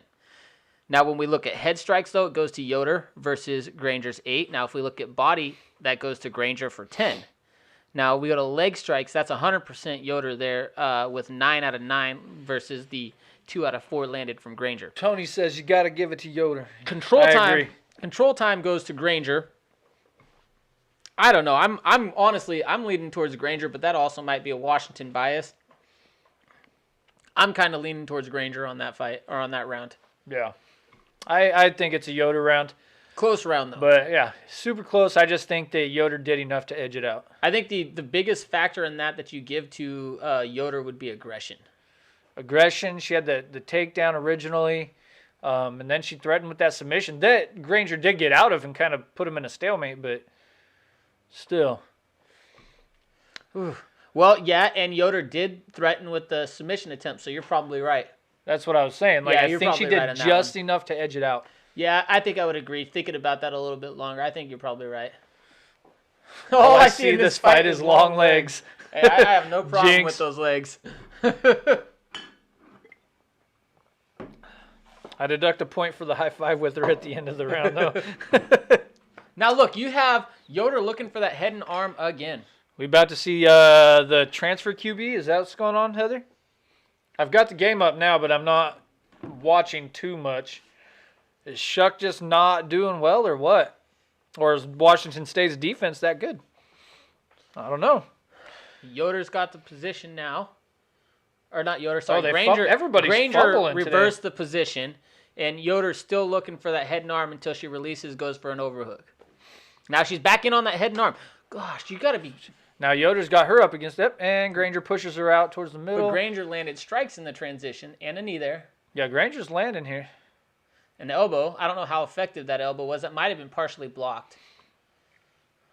Now, if we're going to a competition on who I think's hotter, though, I'd say Yoder. For sure. For sure. They both have beautiful bodies, though. These shoulder shrugs. Granger's using those little Conor McGregor shoulder shrugs. You know, it's funny. You see people do them, rarely do them. Oh, she's got the back now. And the takedown with the back. But no, Granger's diving to, or Yoder's diving to the leg. Yoder's grabbing that leg. Ooh. And, you know, I think we mentioned this on the last podcast, too, is Yoder did not get into MMA till she was like 20 years old. Yeah. She didn't start training, start doing anything until she was like 20 years old. I think that was Yoder. Her brother died or something like that, or her cousin or something. Granger's got to just move your hips. Just move. There you go. Keep going. Scoot him. Now Yoder's just got to turn. Keep turning. Yoder. As long as that leg's trapped, though, Yoder's got a little bit of trouble that she has to deal with there. Yep. But the problem is Granger doesn't know how to control that leg. She's just triangling it. She's not doing enough. You got to be able to control that ankle there to control the movement. Because if you can control that ankle, you can straighten the leg and control the hip. Dude, she could be higher flip up her on that right leg up and over and just turn right in. She'd be in half guard. Just flail that leg up. Potentially, but the thing that she's got to worry about, though, is the back take right there. Because if she goes that way, then, you know, if she keeps that head there, she goes. That's what it is. Then she can do it. Yeah, get the head there, then she can do it. And she got that left leg over. But now Granger's going for legs down. She was going to go for a triangle. Well, she was going for something. I don't know if it was a triangle or an arm. Her left leg is trapped. I don't know how she'd go for a triangle from that position. She's all trapped. Now we're in half guard. So, but Yoder is on top again. I told you she's tough, man. She is very tough. I don't know that she's going to be able to. That Granger's going to be able to tap her out. Yoder's looking like she might take this thing. Now it might be a little bit angry that I did switch to Granger. This round right now might be a Granger round up to this point. She had the better striking. She took the back. She controlled the majority of the time on the ground up until about 1:45. I would say in this round so far, Granger still has the lead. Now she's threatening with the submission going here. for that arm. And she's going to pop it up behind the back. Is she going to get it? Her arm's not in the right position. Now, Yoder dove forward, too, when she recognized it was coming. Granger's arm is not in the right position. She's still working for it, though. She's too high on the arm. She's got to get herself lower towards the elbow, in my opinion. Ooh, this is interesting. There. Straight arm bar? From that position? Or is she going to keep pulling that out for the Kimura? She's not going to get the straight arm on that and position. Yoder turns and she's out. So Yoder has a strength advantage. Yeah. I think that's the biggest difference right now is the strength. Skill for she's skill. She's been working elbows to those ribs right there and for the leg the whole time. Yeah. She's mixing the leg and the ribs there. So in the first round, it was Granger with control. Now they're giving Yoder the control in this round. Whoa, how do they say that Granger has only 4 seconds of control time from here? In this round. No way. No way. Guess they're just giving it to the person on top at this point. They don't know what the fuck control time is because they're full of shit. Just like they didn't know what submission attempts were in the other fight. Yeah. Dude, whoever these stat keepers are terrible. 4 seconds of control time. She had her only back. in that second round. The first round they gave her like 140. She had her back she literally had her back for a good 15-20 seconds there. Easily. And then, when you had Yoder diving on a leg, she still had the back and had the control. And she still had control while Yoder was in half guard trying to work out. That's still control for her, not Yoder, in my opinion. 100%. Once Yoder got her leg over and was in half guard, then she gained control. All right, let's look at the stats real quick. All right, so let's pull the stats back up real quick. Yoder has 81 out of 98 strikes landed. That's a pretty high percentage there. It's about 80% right there. Stat keepers were watching the Oregon game. Yeah, they were. Total they need strikes. To stop watching the Oregon game. 42 of 63. They say control time on here 3:16 to 3:55. Yeah. I don't know what the fuck they're talking about on that though. Takedowns 1 of 3 for Yoder. They don't give Granger the takedown when she took her back. Yoder attempted the takedown, but Granger still took her back and went to the ground. She should get credit for the takedown. She should get 1 takedown. They say she's 0 for 0. Yeah, and they say she has no submission attempts. She never attempted a submission so far. That's weird. But here we go, round 3. Granger lands a good 1-2 there. Let's go. So if I'm Granger, I'm going for the finish. This could be 1-1. This could be 2-0 either girl. This fight has been that close overall. Yeah, I mean, I kind of lean towards what you were saying with Yoder taking round 1. Round 2, I thought Granger took, although when I look at the stats there, it doesn't look like it because the stats are bullshit. Yeah, this is crazy. Yeah. And we have Yoder's Yoder going for a takedown, and she's got it. That was body easy. lock. Way too easy. That was good.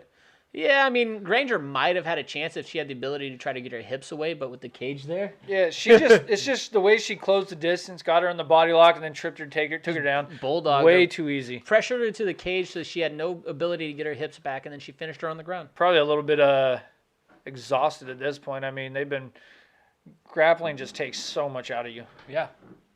And it's not like you're the one person dominating the grappling. It's going back and forth. Now, are they going to call her for putting her heels in the cage? No toes, but dig those heels in as deep as you want. Yeah, right. If they fit, why not? Let's see. What's she trying to do? She's trying to lock up the arm. I don't know if that's a good idea for Granger there, just trying to control the arm there. No, she's got to work to get away. She's giving Yoder the advantage still, so Yoder's going to keep racking up that control time right now. Yeah, just land some knees there. Yoder, land some knees. Stay active.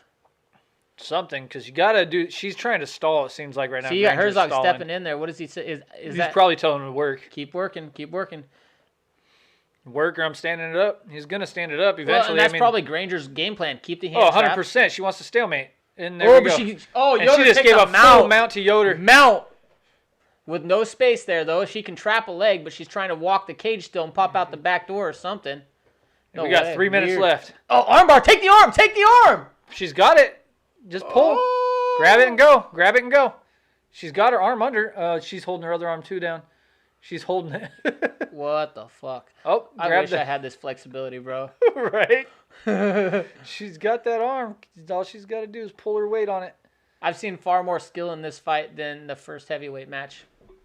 Telling you. We've only had the one heavyweight tonight so far, haven't we? And that was the first match of the night. Yeah. It was terrible. It was not a good one. It was horrible. Both the girl fights. They need to make the third round all stand up. That'd be hilarious. But these girls are going good on the ground. I like this. I don't mind grappling when it's really technical and a fun exchange. I'm super surprised with Yoder's. I mean, honestly, I'm not really surprised. I was going to say, I told you before she was tough. I don't think that Granger would be able to finish her. I know she's tough. I didn't think that Yoder would be able to out-grapple Granger like this. No, not at all. I'm going to be like 0-3 in my last 3 picks, dude. Yeah, dude, me too. And having those first 2 that were not correct, like not I had the picks Granger I want. picked to win decision. There's no way she's winning a decision. Dude, I should have been 4-0 going into the main card. I'm pissed. She's got, a minute and 40 seconds to figure out how to do something, but Yoder might just get the finish if she just keeps landing from here with that mount. She's trying to buck, but that's all she's doing. She looks like she doesn't know what to do. That's not effective defense. Well, there's not a ton you can do from there from a full mount, No. You got to buck and create some space and get out. Something, but she's going to give up her back now. And Yoder's got the body triangle. Oh, and that's a deep And she's triangle. squeezing and just punching those shoulder blades. Deep triangle, too. You can punch her in the shoulder blade. That hurts, man. God damn. All right. Dude, yeah. So we got a minute left. This is a Yoder decision. This is a 10-8 round at this point. She took her down pretty fast and took her down and has dominated it since. This is effective grappling. This is a 10-8 round without the damage at this point. So for me, I think if this does go to the decision, I think it's probably 29-28 Yoder. Or not 28, 29-27 or 30-26. Yeah, this round, you would agree with me on that, this being a 10-8 round. Oh, by the rules, this is a 10-8. It has to be. When you look at the scoring criteria, this is a 10-8 round for sure. It has to be. This is complete domination. She's dominated the entire round. Granger's been on the defense the entire round. Those first couple rounds were close. They were close. They could give those to Granger, and I wouldn't argue it. Potentially, depending on what they're looking at. They could potentially give it to Granger either of those first rounds. I don't know that they give her both of them, but this second round for sure is a Yoder 10-8 round. Well, they put the scores in after the round, so it's very possible that Granger took both of them, but I don't think she did. I think that Yoder wins this. 7 seconds left. 5, 4, 3, 2, 1. She held on for the bell. She held on. Oh, man. So Yoder wins that round 10-8. 10-8. At the very, very worst, that means that this can only be a draw. Yeah, at the very worst. In our opinion. Yeah, at the very worst. I mean, I agree with that. Granger has no path to victory at this point. Yep. Unless it's bullshit judging. Unless they give that round a 10-9, all 3. And they give or at least 2. I don't know, though. It's a Yoder fight. It's a Yoder fight. Who won the rounds could be argued, but who won the fight? We know who won the fight. I think that might be 30-26 Yoder. It might be. I think that's a 30-26 Yoder fight, man. It very well could be because damage is going to outweigh everything. Damage, control time. I think Yoder's probably got a good 8-9 minutes of control time. I mean, I would like to see what they're going to argue as far as or what they would say about that second round because that had to have been an error as far as probably. There's no way it was only 4 seconds. But she did finish on top, and when you finish on top, that weighs in the judges' score, their minds. Judges have recency bias. 100%.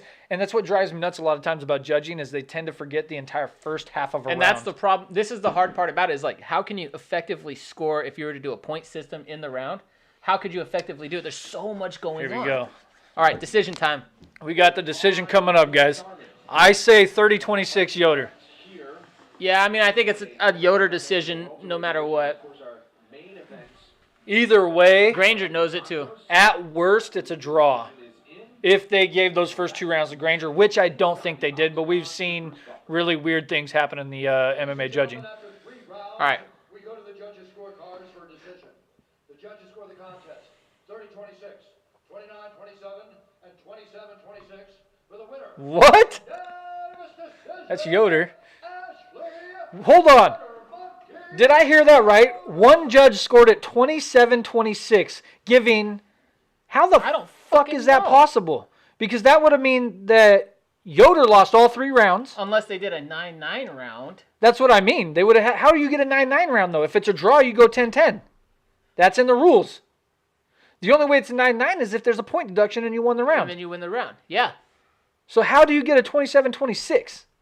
I'd be curious to see those scorecards. That 30-26. 30-26 is how I had it. The 29-27 wasn't bad. No, 29-27, I said it could be that, depending if they gave Granger one of the first 2 rounds. But like you and I said, that third round was definitely a 10-8, even without a ton of damage. And it sounds like all 3 judges gave it 10-8 because there was a 26. But they had to have given one round a 9-9. Yeah, I don't understand how you can get that without a point deduction, though. It doesn't make sense. Because the rules state that if a round's a draw, it's a 10-10. Yeah. I don't get it. Where the hell do you get Unless they a 27-26? Did he go first 2 rounds 20, or did he go first 2 rounds 9-9? You can't. 9-9, 9-9. That would be 18-18. And then if you went... That would still be 28 on a 10-9. How the fuck do you get that? The only way you get 27 is if you lose all 3 rounds, or you get point deductions. That's what I'm saying. Like, did he go 9-9-9 on all those I rounds? really want to see that judge's scorecard because I don't understand the 27-26. Neither do I. I don't get it. There were no point deductions, and Ashley Yoder clearly won the 3rd round, so at worst, she could be 28. Yeah. That's 2 rounds to 1. Yeah, that's what I'm saying. On a 10-9 must. He would have had to do 9-9-9-9. Yeah, but you can't. Like, you can't get a 9-9 without a point deduction. Mm-hmm. So I don't get it. I don't understand. I don't know. This is wild. I want to hear their explanation. See if they're talking about this, because I don't. Ashley Yoder, congratulations on a hard. They ain't talking about it. They're going to talk to Yoda right now. Well, let's hear. He might ask her about that 29. Michael Bisping won't, dude. That guy drives me nuts as an announcer. He's so busy trying to compliment fighters, telling them how good they are. He gets and all drunk that stuff. before the show, so that dude drinks a lot. No, he panders, dude. It drives me nuts. He panders to the fighters. Through and through, I love jiu-jitsu so much. I love learning MMA. I knew I should have stuck with her. The only reason I switched to Granger is because Washington. God damn it. Hold on. It's just, learning on the job, you have to sacrifice something to get something else. And Yep. man, I have so much work to do. That's economics, period. You can't gain without somebody else losing. She must have cussed. Inside leg kicks. I don't know why the fuck they mute it when we're on an I app. have a lot of work to do, but man. All right, fuck it. I can't stand listening to it when they mute the stuff in the middle of it. Yeah, I don't understand. They always mute the wrong part, too. Yeah. But, anyway, the scorecards were really weird, really, really weird in that fight. Really weird. I don't understand how they got to that point. I want to check Twitter real quick. Michael Bisping wouldn't have brought it up. Now, if you had Dominic Cruz out there asking about it, Dominic Cruz would have said something, but Michael Bisping wouldn't have. Yeah, let me go over here. I'm going to check Twitter, and they're going to... So, what do we got? Ashley Yoder? I don't know, but I'm going to go pee. Ashley Yoder. So, let's just search her real quick. We can pull that up. 27... Okay, so someone here is... They're all questioning it. One of the judges scored the fight 27-26. Here's a look at the global fight score. 966. Okay, boom, boom. Yeah, it looks like most of the world had Yoder winning that fight. 10-8, yeah. A lot of people gave that one 10-8. So it looks like the overall, everyone had it 29-27 based on the global average. But still, where the hell do you get a 27-26? I'm going to tweet this one out there real quick, guys. This is dumbfounding me. I don't get it.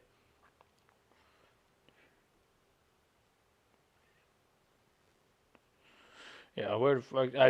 This is crazy, man. Let's see what somebody else has to be saying about this. 27-26. Bloody Oboe says, what the fuck? Yeah. I just 27-20. This is the weirdest thing I've seen, and I told you guys before we see some weird shit in judging, so I don't know. The only way they get a 27-26, I guess, is if they. That would have to be. Let's see. No, 26. You got to get 10-8, 9, 10-9, 10-9, and 10-8. So if that judge scored 9-9.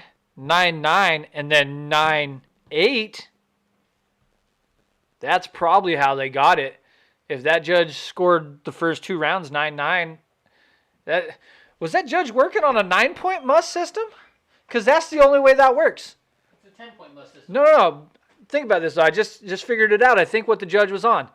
So if he did score that fight a 9-9 first round, a 9-9 second round, and then a 9-8 third round, that's how you get 27-26. That's the only way. I don't know why you would do that. That's fucking dumb. Because if it's a draw, the rules state it's a 10-10. I don't know what this guy's doing. So maybe they just did a mathematical adding error, and we're going to see a retraction. Yeah, there's got to be a retraction. It's not going to change the outcome of the fight. Yoder won the fight. Yeah, she won. And even if that one judge ends up changing to Granger somehow, it's still a Yoder win by split. Even if they changed all those rounds to 10-9 rounds, 10-9 rounds, 10-9 rounds, or 10-8 round, whatever it is, you still have Yoder winning the fight. Yeah. Yoder wins that fight either way. There's got to be some sort of judging error, some scoring error right there on that judge's card. Well, it's hard adding 10-10-10 or 9-9-9. Yeah, 10 plus 10 is hard. It's hard. It's hard, man. It's hard work, man. It's hard, discerning between 29-28 and 29-27. I mean, think about how much time we spent talking about trying to figure out what the fuck he's thinking. Well, that was what he was thinking. That was the hard part, trying to figure out how the hell they came to 27-26 mathematically in a 10-point must system. Yeah. With no point deductions. Yeah. Like, that's damn near impossible. 100%. That's just crazy. I don't get it. All right, so let's update the group and see how things are. So Josh 3000 moves into first place with 315 points with 6 correct picks, no perfects, and 1 semi-perfect, with Uncle Wes, me, Heather, 13R, and Squirt General all tied for second right now. That's our top 5 right there with 275 points. Uncle Wes has the most correct picks out of everybody tied for second with 5 correct picks and 1 decision perfect, whereas I and Heather, 13R, and Squirt General, we all have 4 correct picks up to this point with 3 decision perfects. This has turned out to be a horrible night for most of us as compared to last week. Cullen, you're still sitting in last place right now. Of course. Although Mario's new from last week, and he's sitting down there too. If Mario joined last week. If I have both those picks, I'm sitting at 175. I'm tied with Fisty. For 14th. Tied with Fisty. Well, you guys would be tied for 15th. Oh, no, you'd be tied for 14th because they do the highest ranking. Yeah. Yeah. And you'd be tied with Captain Fappin. And you'd be tied with... No, I'd be tied with Fisty. Yeah, sorry. They have 3 correct picks. Unless, actually, I don't know. I'd have to check those because I don't remember what my picks were. But if they were decisions, I'd have bonus. Maybe I do have 200. Maybe I'm tied right there. I don't know. Well, Either way, you're in last place. Technically, I'm right there. I might get my first last on some bullshit tonight. Whatever. My first last place finish, and it's not even. I mean, technically, it's my fault because I didn't check my picks before. Yeah, it is what it is. This is gonna be a fucking fight finisher right now. Oh, this one's going. Someone's getting knocked out in this one. Yeah, I don't see this next fight going. Is this UFC Vegas 14, right? Yep, UFC Vegas 14. Yep. Yeah. Yeah, I don't think that this fight goes the distance. Yeah. I've actually got this fight to end in the first round. What do you have? I've got this fight ending in the first round too, and I've got my boy Abdul Razak Al Hassan. Yes, sir. By knockout, round 1. Sir. Yes, sir. So do I. Man, you saw what he did in that last fight. I told you about this dude, man, and he I think he lost the decision, didn't he? His last fight? I can't believe that last fight went. I think it went to a decision. Both those guys were banging in it, dude. Oh yeah, versus Laziz. Yeah, I remember. Yeah, well, Laziz is a fucking monster. They're both monsters. Laziz. The only thing I think didn't Al Hassan miss weight? And I picked Laziz to win that fight. I think Al Hassan missed weight. I know. I picked Al Hassan, and you were worried in that first round because that first round, dude, Al Hassan almost knocked him out, and then somehow Laziz was able to manage, and then Laziz almost knocked out Al Hassan. It was just a back and forth war. It was fun. This is kind of a crazy night so far. I want to see what our highest guy is ranked right now. So Josh 3000 has 315 points. Where does that put him? Is he number 1 in our group right now? Yep. Wow. This is not a good night for our group. I don't know if Josh 3000's never been up to first place, though. No, he's not in our group. That's a first place finish. But he's only been in the group a few weeks, I think. All right, so how many points did I say he had? Like 315. Something like that. All right, let's pull that back up. Yep, 315. Yeah. Man. Something like that. I don't remember. For us so far. Where's my group page? What the hell? Boom, boom. I don't know. Let's see. That's crazy. Wow. No way. This is insane. He's not even in the top 200 right now. It's been a long time since we've had a guy who's been like number 1 or number 2 hasn't been in like the top 200. I feel like. Yeah. I was looking at my stats. It's pretty good, pretty cool. They keep track of like everything. They keep track of your most picked fighter. They keep track of all that good stuff. Boom. Let's see. Who's your most picked fighter? I don't remember. Let me pull it up. Hold on. I will tell you in just a second. So let me go here. Let me go here. So right now, Josh 3000 is tied for 370th in the world. And there wasn't even a ton of people who picked on this fight card either. Really? Yeah, it's like this is one of the lower Oh, pick less cards. than 3K? Less than 3K. Damn. Yeah, this is one of the lower pick cards, and nobody on the group. Probably because it's a hard card to pick, apparently. Yeah, I mean, seems well, like it. outside of the main event, there's a lot of not really well-known male fighters. Yeah, that is true. Damn, so I can't Shelby. pass him on the next one because. I wonder if this is. But I can pass him on the main I wonder if this is event. the real Sean Shelby. Probably not. Who? Do you know how he got into the UFC? I don't remember. Crazy. Ooh, I can pass Fisty though. I don't know. I don't know if this is the real Sean Shelby, but I will tell you I like his. I can at picture. least tie Fisty. 5th degree black belt. It might be. Yeah, who knows? He might play. I doubt it. It's probably some troll. He's been in there a long time. Why do you think that you? Why would you doubt it for him though? Why wouldn't he play? He's too busy, man. That guy's way too busy. Is he even working for the UFC? Bruce anymore? said it wrong. What did he say? Oh, he said it wrong. Is that what happened? The 29-27? Okay, yeah, because Or we the have it on 27-26. He said 27-26. 26. Yeah, I was like, dude, that doesn't make any sense. So is that what happened? That would make sense if that's what happened. Because that was just really weird. It just blows my mind. I'm sitting here trying to figure out all the mathematical ways to get to 27-26 in a 10-point must system without point deductions. Yeah, crazy. But yeah, I was looking on Twitter and I haven't seen anybody kind of update it yet. I mean, everybody still has the official as 27-26. Oh, wait, here's the scorecard. The actual scorecard from Yoder, and there we go. 29-27, 29-27, and 30-26. Okay, so yeah.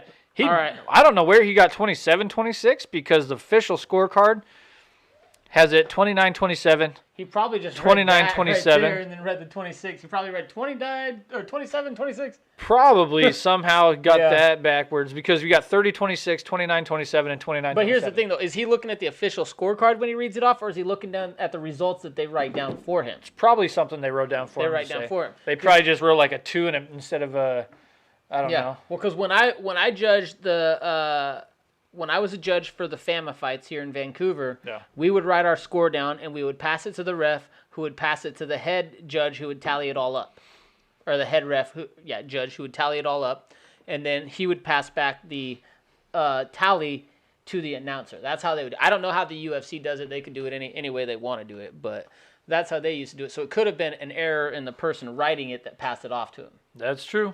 Now, it wasn't Sean Shelby I was talking about. It was Joe Silva. Joe Silva. Okay, I was like, yeah, Sean Shelby. I was like, I don't know. Joe Silva got his start in the UFC. Do you know how he did? He wrote the UFC a letter telling them of the things that he thought that the UFC could do better to become a better promotion, right? So he wrote Dana White a letter. It was like, I don't know if it was Dana White necessarily, but it was somebody in the UFC, a letter telling him, these are the things I think you could do better with the UFC, and then he got the matchmaker job. Nice. He was a fan beforehand.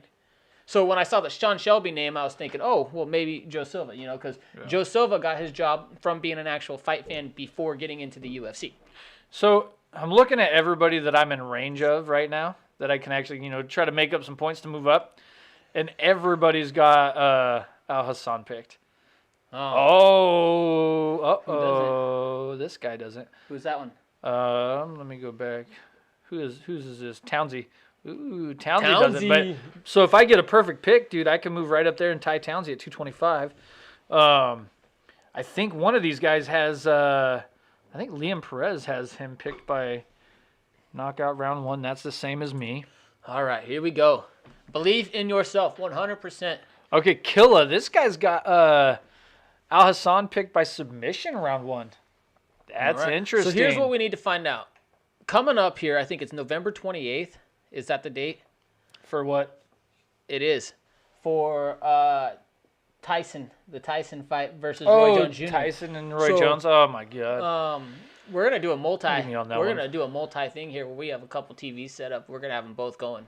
Dude, and now I think Triller.com. Go to Triller.com to order the fights for Tyson versus Roy Jones Jr. I'm really not sure who I'm gonna pick to win that fight. I don't know, man. I don't know. They're both too old, dude.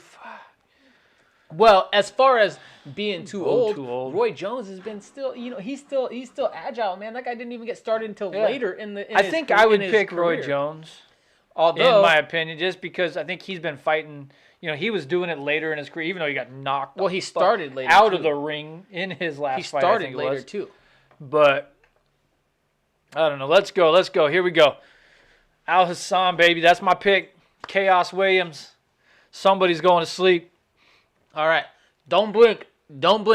Yeah, round 1. I'm going to try to not look away during this one, but it's going to be really hard not to. As he's sitting here looking on his fucking I got to pull this back up. Just kidding. You motherfucker. Let me get that back up. Let me get this set up. Someone will get hurt, boom. Sean Sheehan says. Yeah, I think so. Yeah. Oh, gosh. Look at the size of his legs, though. Al Hassan's leg kicks are going to be... I mean, you already saw that one. Oh!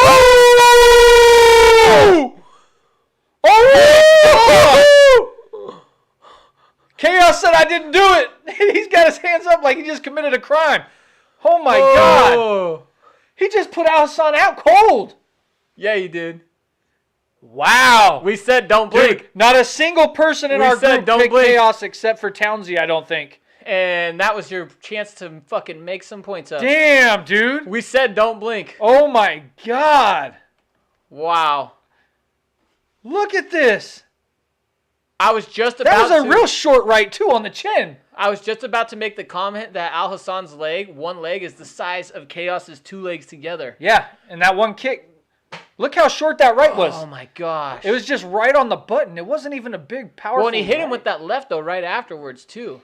But Good that God, right that is right what put him down. hurt him. He was already out after that right, dude. Look at this. It's real short, too. Like he just he brings missed it with the left, too. Yeah, he missed with the left, too. There you go. He just brings it back right here and like, then goes forward. Sorry. Look at Bisping.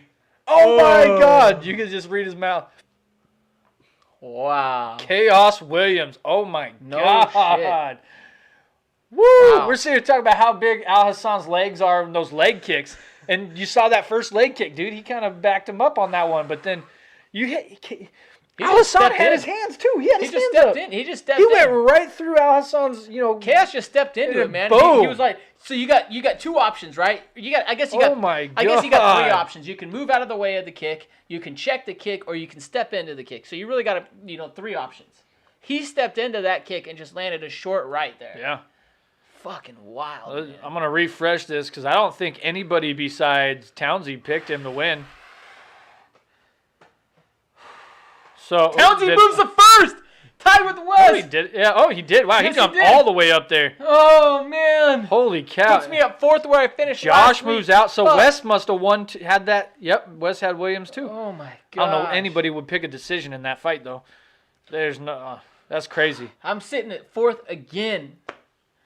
Don't want to be 4th again. I was 4th last week. I came in weekend as the number 5 chat person like today. Hey, Power's back. What up, baby? Man, what a knockout, though. Dude, tell me you saw that last fight. Wow. Oh, my God. Yeah. Fucking insane. So Townsy moved all the way into a tie with first with West, who both leapfrogged. Was that Jonesy? Well, no, Wes has been sitting in first the whole time. No, Josh 3000 was in first. So Wes was in most of the night. Josh 3000 bumped up, and then Wes jumped into and first with Townsy after that fight. And Townsy was at 7th place before this fight. He got 100 points on that. That's how close it is. Man. Wow. Dude, damn. So let me see the rest of the group now because I need to see if I can move up a little bit here. and avoid this because, oh, yes, I can. Yes, I can. Okay. So if Paul Felder wins, I don't take last place. Crazy. All I need is a Paul Felder victory, baby. Crazy. So that's exciting for me. If I can get a Paul Felder win, I'm in. Wow. Dude, what a knockout by Chaos Williams, dude. He flattened him. One punch. Wow. Yeah. Damn. That was crazy. How shot he? Good Lord, that was a scary KO. That was phenomenal. That's Dude, performance of the night right there. Yeah, it literally just kind of shut us both up real fast. Kind of a little irritated, because I'm a Al Hassan fan, man.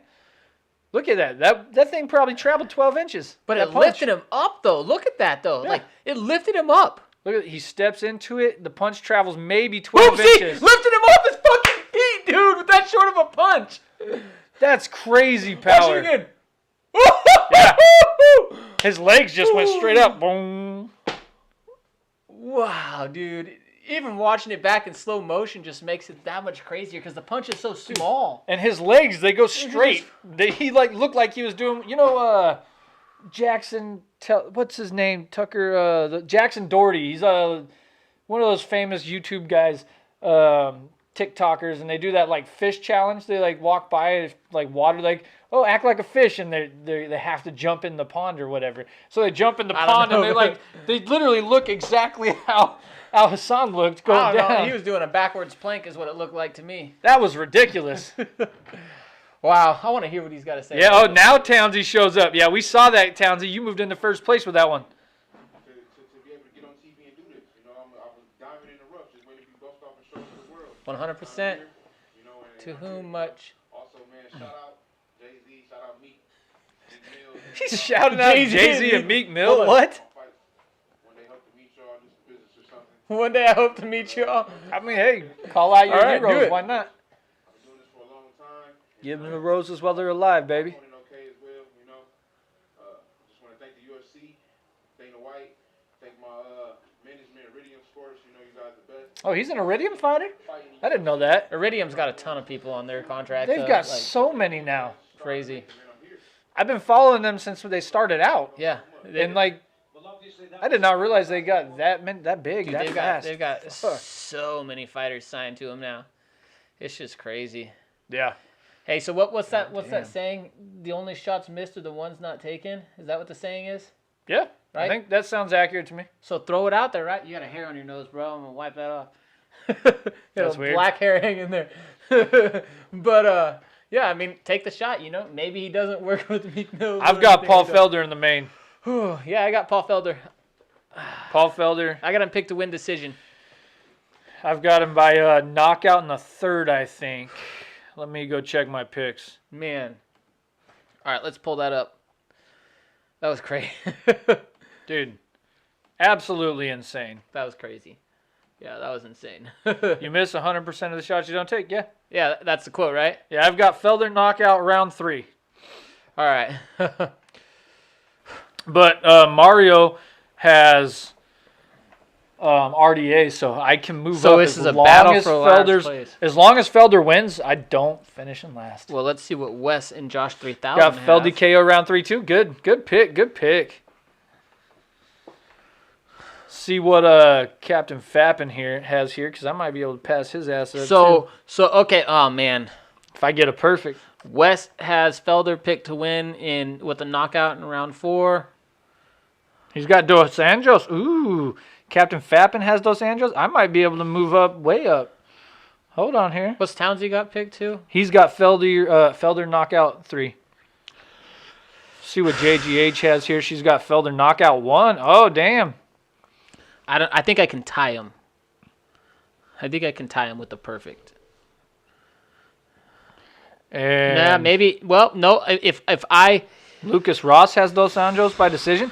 This is going to be interesting. Yeah, if I get a perfect, I can tie both of them. About half the group goes back and forth on there. So I'm down. Oh no, I won't. Fuck. You're down 50. I'll finish third. Damn it. A perfect would put you at 375. Yeah.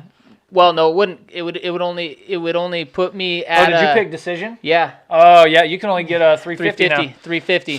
So I can't pass them. Nope. I can't pass them. You can't but even tie them. I can potentially. Let's see where Josh is at. Josh 3000. What'd you pick? Can I get?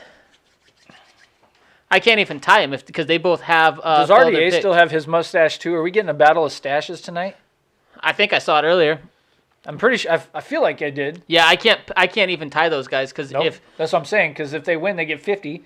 Yeah. And they'll be 25 ahead of you. The best I can finish is 4th. Mm-hmm. Damn it. But damn it, because I'm. What's Fisty has? Does he have Felder? Yep. Decision. Okay. Heather. Well, I can't pass the 3 ahead of me. Dos That's Anjos. Ooh. Well, these guys are all tied. She's tied. Yeah, I know. But I'm just saying the best I can do is 4th. Yeah. So I can't pass Josh because Josh has Felder to win as well. A lot of people picking Felder with the short notice fight. You're gonna the best you can do is tie Fisty for 4th where you're at right now. Yep. Heather would fall out with the Dos Anjos one, but she could pass you. Pass both of us. And Ooh, take 4th. Squirt General has Dos Anjos decision too. Seems like everybody picking RDA has RDA by decision. All right. I got RDA to lose a decision. Let's see how the Eagles doing. Eagles sitting there 265. Wow. He's got Dos Anjos by decision too. Damn. Bueno. Yeah. Super weird. You talking about that last knockout? Faisal, that last knockout was crazy. Damn. A lot of people picking. I think there's more RDA picks than... For our group? Yeah, I think there's more RDA picks so far that I've seen than Felder. All right. The majority of our group is picking Felder or RDA, which is good for me because that can move me out of last place. With all these guys picking RDA, I just need a Felder win and I'm done. It's over, baby. It's a wrap. All right. So look at this. So if we look overall, 62% of the people have Dos Anjos picked to win by decision. Well, not necessarily by decision, just to win, but pick to win. But the majority of them have them picked to win by decision, with 66% of those picks by decision. Yeah, picked to win by decision. Crazy. Wow. Yeah, that's kind of what we were talking about earlier, Townsy. I was telling Jake, Felder was in shape training for a triathlon before he got the call for this fight. He was still over 170 and had to cut, 15 to 20 pounds in 4 days. So yeah, but his nutrition's on point. His cardio's on point. Cardio's probably there. It's not like he was out of shape when he went into his weight cut. So and even then, the weight cut, 5-day weight cut to make the weight, cut 15, 20 pounds, you should be able to do it. Which is why I didn't necessarily think that Chael Sonnen's video that he put out about Mike Perry being 25 over. Mike Perry fights next weekend. Yeah, Perry, I'm like, 25 over. He's probably down to 10 to 15 by now. Maybe not. He's waiting. The problem is he's probably water loading right now. Mm-hmm. He's probably water loading. He's probably, drinking a ton of water. He's not really going to start putting the weight off for the next couple of days. You're reducing your calories and you're increasing your water at this point. Yeah, this is going to be a fun fight. Look at that spinning back fist was one of my favorite knockouts from him. Oh, man. As long as he keeps it on the feet, I think he wins. Anyway, going back to the whole thing, the 25-pound weight cut, not a big deal. If you're, it is a big deal. I say not a big deal, but when you got 5-6 days to do it, you should be able to do it. I was cutting 20, 25 pounds, sometimes 30 pounds when I was in high school, 2 to 3 times a week for wrestling. This guy knows he fucking hated it.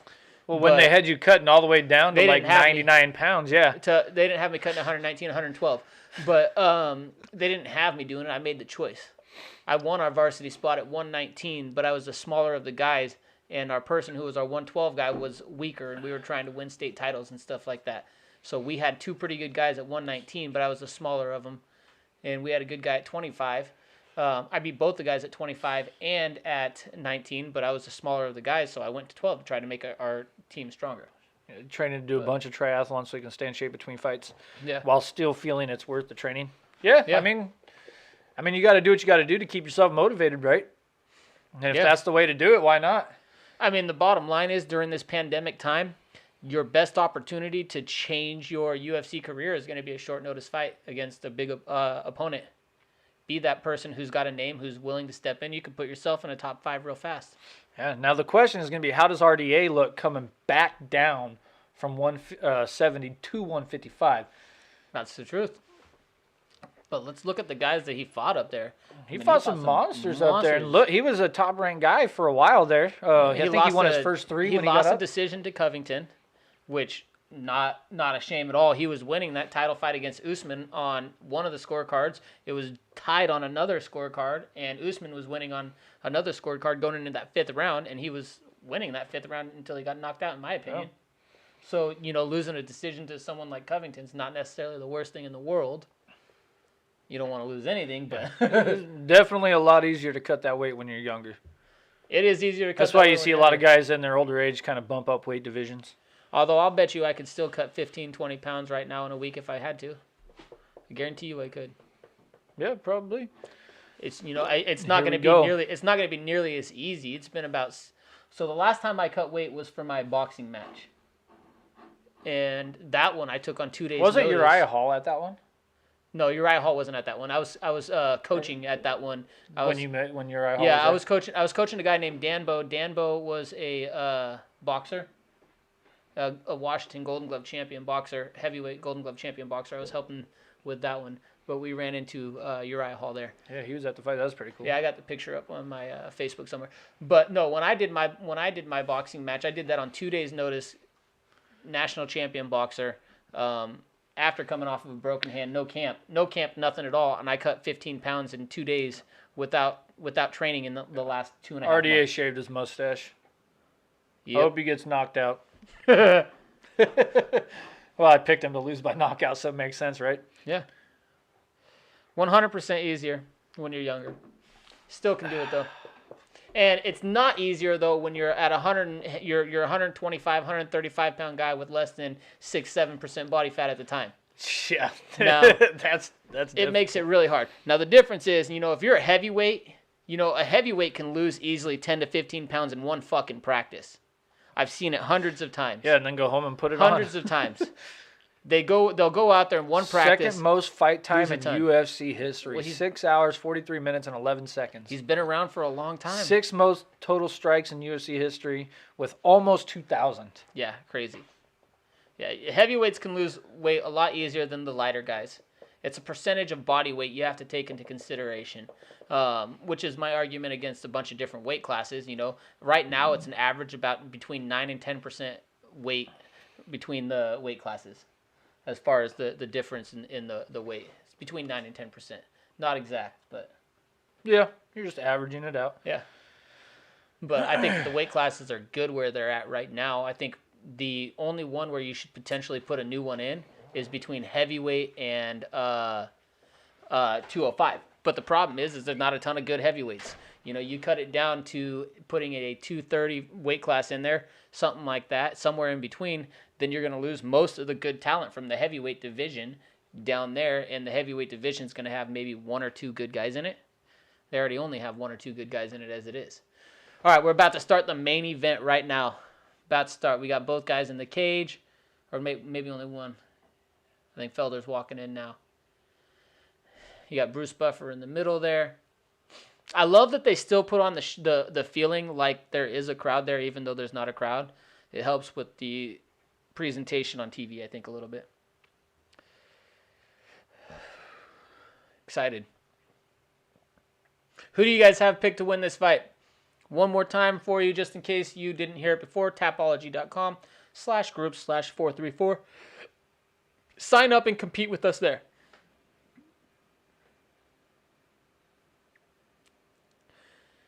Oh, Joe Daddy. I haven't seen him fight in a long time. I'd be curious to see how he's doing right now. Joe Daddy Stevenson. Didn't he shoot himself in the hand? Didn't he shoot himself with a gun in the hand? I don't remember, but Joe Daddy that was Joe Riggs, wasn't it? Probably, but Joe Daddy is on that show, Kingdom. Yeah, no, MMA show. I finished season 3. He's a coach on that one. So, Joe Daddy, I was thinking about Joe Riggs. Joe Riggs was cleaning his gun. And he shot himself in the hand. Yeah. Oh my God. It happens, I guess.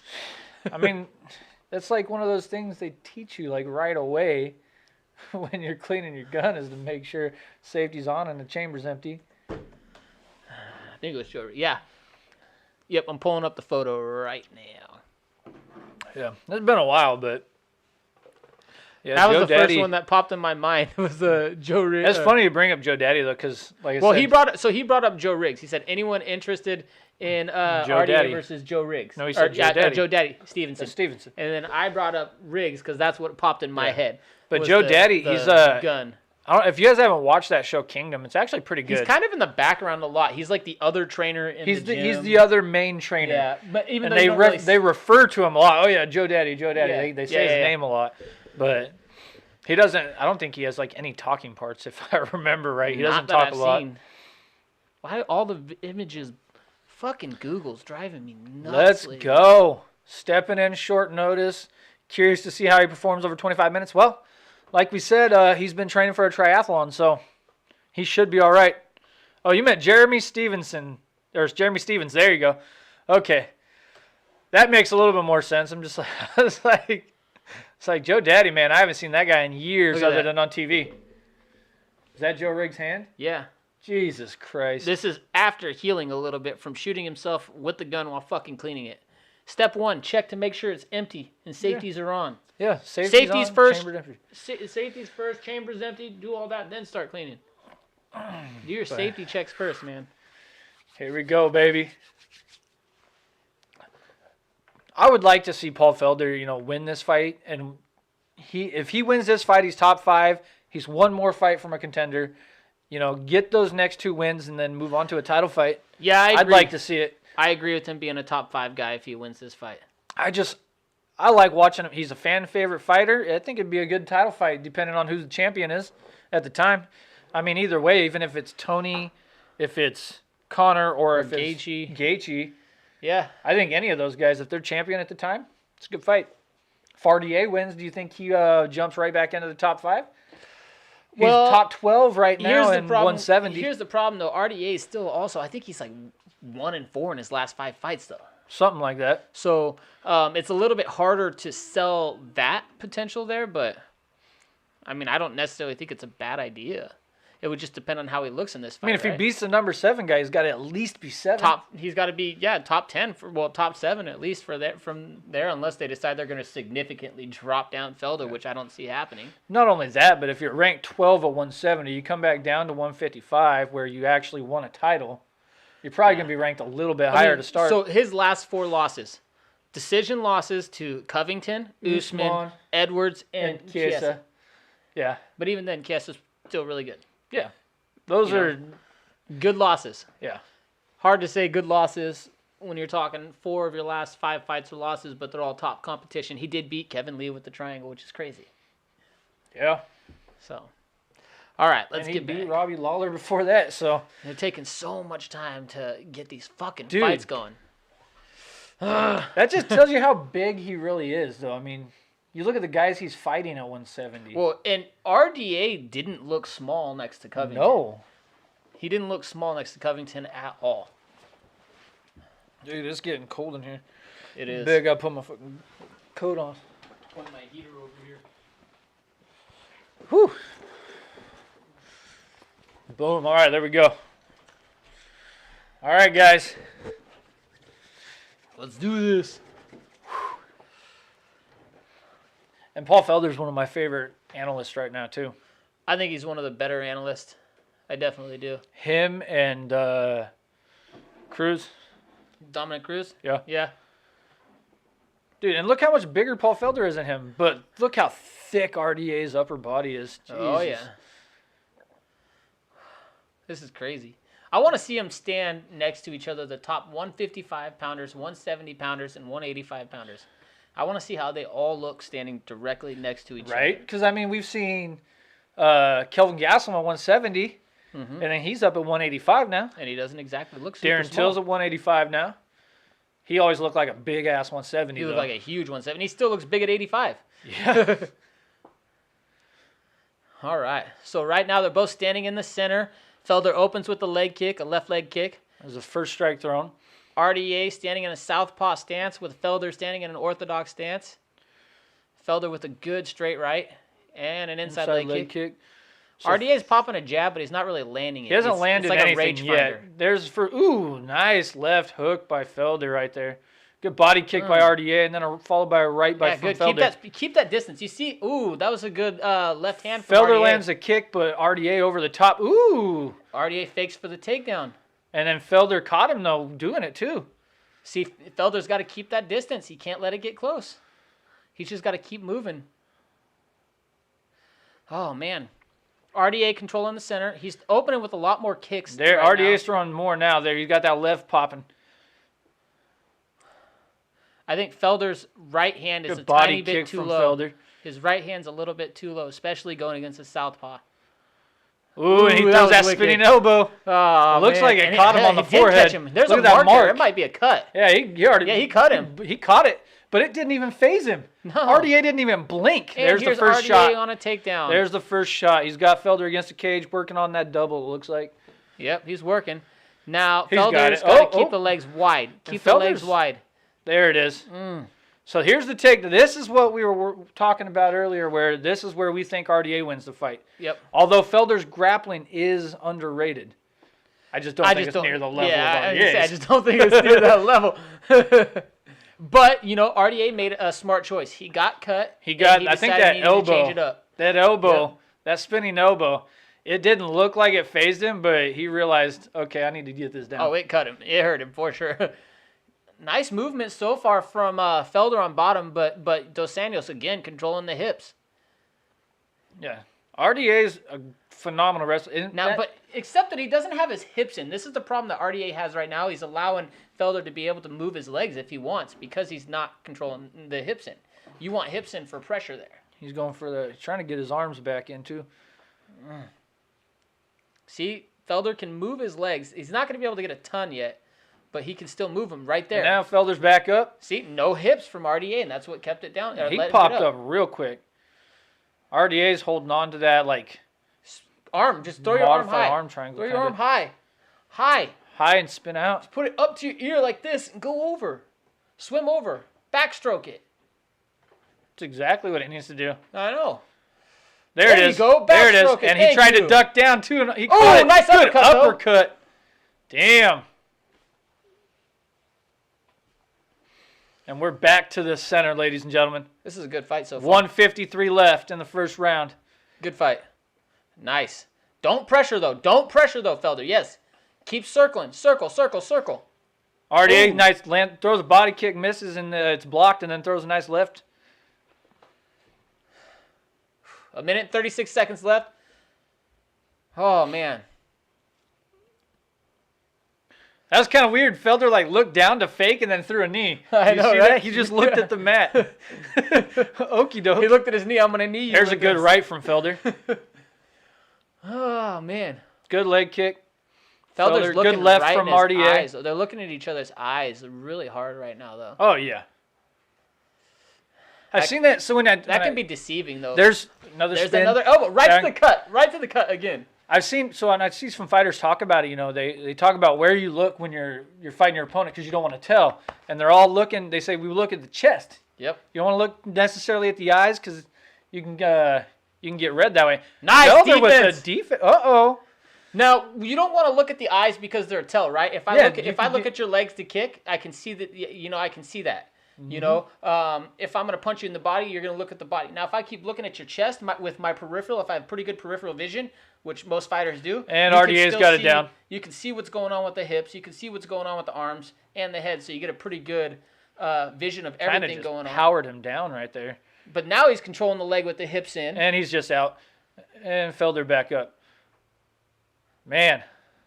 I don't know. 16 seconds left, even with the takedowns. I still God. think I give it to Felder with the damage. That's going to be a close round. Well, damage outweighs everything Damage in terms of outweighs scoring. everything. According to the scoring criteria, visible damage outweighs everything. So here's what you've got, though, for Felder. You've got visible damage, and I think he's got the edge in the striking. Yep. So I think I give him effective striking and damage, which 2 of the 3 leading criteria. RDA did get a couple takedowns, He does have the but grappling. he did literally nothing with them. Nope. All right. So I think that's 10-9 Felder. Where'd my stats What are you go? pulling up? I have the the stats for page. that? Yeah, I don't know where it went, but pulling it back up.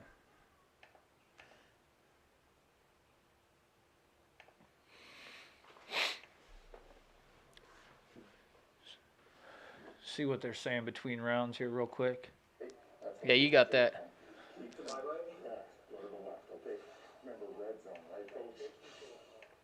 Well, let's take a look at this huge shot of left hook right at the end of the round. Just caught him on the forehead. Fortunately. All right. Striking's actually closer than I thought it was. Yeah, striking's pretty close, but the better shots have been landed by Felder. Right now, Felder is behind in total strikes landed, 19 of 46 versus Dos Anjos 22 of 38. But they both have 19 significant strikes. All right. Here we go, round 2, baby. Opens up right in the middle. They each exchange a kick. Good jab from Dos Anjos. Starting to land a little bit. Scott Fontana has a 10-9 RDA. Effective work with his hands. Takedowns. Oh, I don't know. Nick Baldwin, 10-9 RDA. It could be. I mean, he had the 2 takedowns, and a lot of times these judges give too much credit for takedowns, in my opinion. But that's just the name of the game. That's what happens. We all know it. So. Yep. They said, oh, you dominated that round, but you got taken down once there at the end, so you lost the round. Recency bias. I forgot about everything else that happened prior to that. Yeah, good elbow. Nice elbow there. Good elbow from RDA. Now you've got. And there's a good short elbow from Felder's Felder. forehead too, though. Is there a little cut on Felder's forehead? Looks like there's some red there. Nice though. This is a good fight. Another good short elbow from Felder. Ooh. And they exchange lefts. And they exchange lefts again. You gotta get that straight right. Get that southpaw killer. But yeah, RDA's throwing a straight left, while Felder's is just throwing a jab. And there's a good little 1-2 from Felder. RDA with another takedown attempt. He shoots in for the double. Felder's got one arm in, though. No. He's got that overhook. See, he's got that underhook. There you go. But there's things that RDA can do from here. There are a few tricks from here that you can do. See what happens now. Head pressure from RDA right there. Good. Felder definitely needs to get out of here, because if he keeps spending the fight here on the cage, he's gonna lose. Circle, circle, circle. It's the problem with taking short notice fights, man. You can't train for things like that. But it also makes it more exciting for the fans. And as Felder's he's a professional. Ooh, they exchanged nasty elbows. I think RDA's had the better elbow right there. Dos Anjos hit him with 2 in a row right there. Good God. Something was not. I think somebody might have hit a eye or something. He's like, you all good? Good right from Felder right there. There we go. That one went to the elbow. That kick. Left. Come on, guys. This is crazy. All right, so it's close so far. Close round again.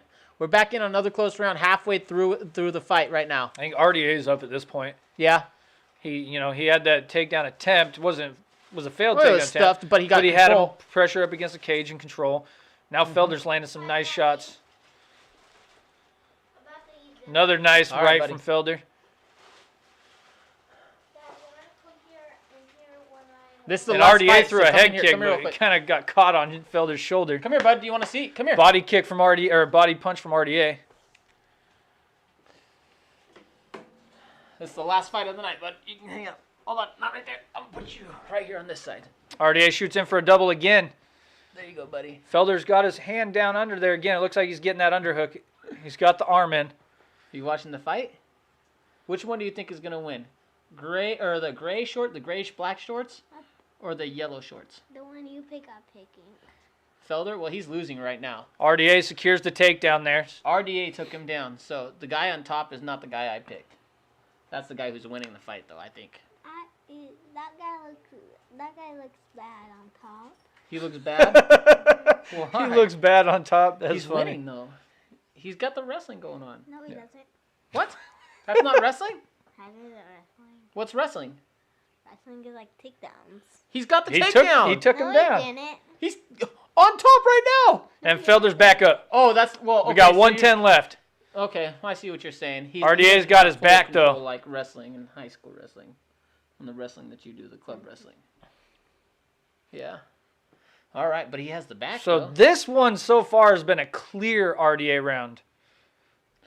Yeah. It could be 1919. It could be 2018 RDA after two. We got 45 seconds left though. Yep. Oh man. gonna win? Well, he's got 15 As they minutes get to figure it sweaty, out. though, it's going to get a little bit So- more difficult. But here's the other problem, though. If you look at Felder, he's already getting a little bit more stationary out in the open. Mm-hmm. He's getting more heavy planted But on his Felder's feet. grabbing that arm, Yep. and he lets go. He's just trying to use it as a defense. Now he's got to start Yep. getting your hips out. You can't just fight the hands. You got to figure out a way to get your hips away from him. Make RDA's arms long so that they're weak. And anytime 15 that they're- seconds. anytime those arms are collapsed in like this, they're strong. But they're weak out here. Get your hips out to stretch There you go, those body arms kick. out. Make that grip weak. Felder's Ooh, gotta there learn was to a move his good head left more, though. from RDA. Felder's got to learn to move his head. That's This is- one thing he does not do is No. move his head. He keeps it No, on the line. it's more traditional Muay So- Thai style. So that was a clear RDA round. It could very well be 1919 or 2018 RDA. Yeah. Yeah. I mean, we're kind of both leaning towards RDA taking both of those rounds at this point right now. Well, you gave it to Felder the first round. No, I said I don't know what I think. I think you it said looked Felder. like Felder maybe. He had the better striking. And then we went back to and looked at the stats. And we looked at the stats, and I was like, oh, I don't know. I don't know. Because now if you look at the stats right now, Felder's leading in the striking. But you got to realize the judges don't damage. get the stats. No, they just don't. see what we see. They see what we see. And there was effective grappling in there, too, though. In that A little first bit of round. effective grappling, but Felder, in our opinion, This guy's better. had Which the better one? strikes in the first It's round. the eight. This guy? It was the eight. But that round was a The 48? clear RDA round. Yeah, he's Not got even 4 more close. strikes landed, but he's losing the fight, I think. So, even though... What do you guys got after Yeah. 2? Yeah. Somebody left their... That's right. Back up They're away from it, swell. though. You don't have to be so close to it. Yeah. Yeah. Yeah. All right, here we go. Round 3. All right, let me get that perfect, baby. Come on, Felder. Just land something. come on. It'd be dope. Leg kick and then a body They shot. both changed leg kicks. Let's hope he gets DC that says go Poly He Red. says, DC says, love RDA, but let's go Poly Red stash. It'd have been a lot better if RDA kept his stash and it was a battle of the stashes. That'd have been way better. That who do you pick? See, everybody has it pretty equal. Well, I want the person in the black shorts to win. RDA So, that's why I drops have down picked for win. another takedown. But And we got RDA 's 420 good. left. They say this will be fight of the night. I don't know. I don't think so. So far, it hasn't beaten a couple of the other fights. That girl fight. Yeah, the Granger Yoder fight so far is probably fight of the night in my opinion. Probably. Terrible. Good elbow from Felder. Backs Bar up almost knocked my RDA. ear over. Careful. This is a close fight though. But Yeah. you know, the problem is though, aggression is also going to Dos Anjos for the most part. Who is gonna win? Huh? Whoa, that's the question. We're gonna find out here shortly. It's gray shorts. It's definitely gray shorts. Gray shorts, definitely. Yeah. Feel there. Knockout round 3. Let's go. It's round 3 right now. We want to knock him out, but Felder's pressing RDA against the cage There now. we go. A little bit of change of events here. And well, he's got to catch his breath or something. Felder's looking a little beat up on the face there. RDA's cut He is seems to a have ginger, stopped, so though. Yeah, he gets pretty red. he's super white. That's like saying Ed Herman gets Another, red. yeah. And RDA goes for another takedown. But this time he's got that double Boom. locked, and there it is. That time he was quick. Yep. You see the pick I picked? You didn't make your You picks didn't this make week. your picks on this one, bud. I- You forgot. I want my daddy to show you who my pick was on the other. I saw You the saw- other one, bud. But you know what we'll do? Is after this event, we'll pick next week's, okay? Okay, As soon as we get done recording. I'm So- gonna pick the better one. It'll be you. Okay. Well, You're gonna lose. knockout round Okay. 3 is going Watch out this. the window if Felder can't get up. Yeah. A decision's going to go out the window, too. Well, yeah. I think he's gonna win is nobody. RDA is going to win is what it's You think it's looking going to like. be a draw? No, RDA is not gonna win. He's gonna lose. That's not the Well, one I I hope. want to win, but that's what it looks like is going to happen. Nope. But Felder's doing a good job of getting back to his feet again with 2 minutes left in the fight. 2 minutes, 20 seconds. Yeah. Or in the round. when Felder, the winner. That's who we want to win. You're right. And that guy's a loser. Oh, jeez. Oh, man. These guys are both good fighters, bud. They're both really good. Both You good. know that RDA is a staple. You know that RDA used to be the world champion? He used to be the UFC world champion. At 155 pounds. Did you know that? Not better than Rocky Marciano. Rocky Marciano's a boxer, buddy. He's the best. The better and the Snake Jay. Ooh, The Snake Jay?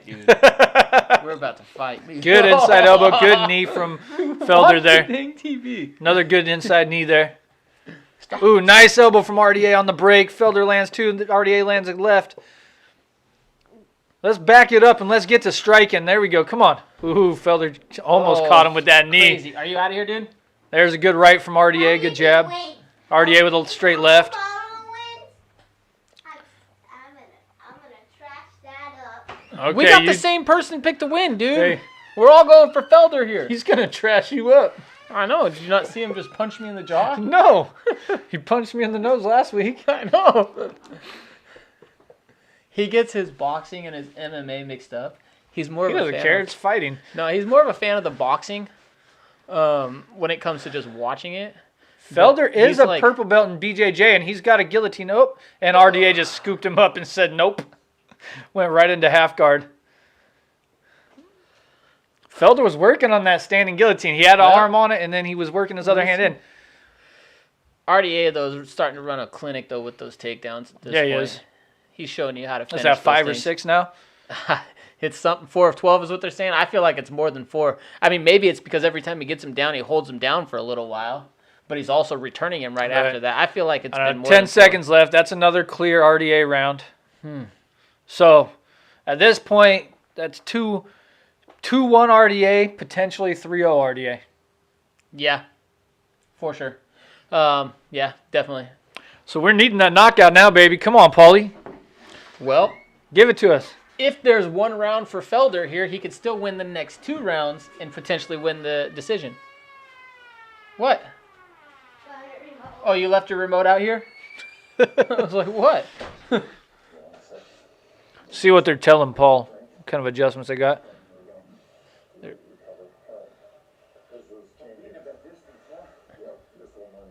Distance, bro. You're not circling your feet.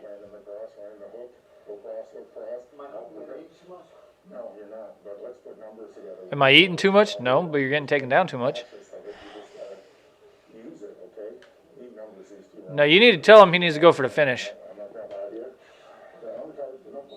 First round is close. He lost rounds 2 and 3. You don't want to go to the decision. No, you don't want to go to a decision, and you don't want your guy to be firing more. You want him to circle more. He can't keep planning and trying to fire so much. He's going to get taken down again. Yeah. What the fuck they're talking about, dude? Yeah, Felder outlanded him 26-22 in significant strikes in round 2, yeah. but he was taken down and controlled. Round 3, look at the strikes, though. Only 9 strikes from RDA with those takedowns. Didn't do much. Now you come rushing right at him trying to finish him. Bad advice from the corners. He's going to get taken down again. You know what? I don't know. He's going to get taken down again. He's going to get taken down again either way. Maybe pushing the pace is going to be the closest might work round. for him. The closest round was the first round. Would you agree? Absolutely. Now, he did more movement in that round. He was moving left and right a little bit, bouncing a little bit. Now he's just stationary, standing in front of him. Every time that Dos Anjos was stepping in the first round, he'd step back to keep the distance. He even asked his coaches about the distance, but they're like, no, you're doing fine. See, but in the middle there, RDA didn't have it. And that's where he did the best, whenever he was able to move. Daddy, I bet you picked ketchup. What? I bet you picked ketchup. Okay, go in there, dude. Stay out now. We got 2 rounds left. Good uppercut from Felder right there. Felder's doing much better in this round. If he can keep this in the middle, I think he's going to succeed a lot more. Don't let it go against the cage. He just needs to keep moving. He can't let Dos Anjos get close. He throws a head kick, but it's blocked. He's got to move left and right. He's got to keep moving.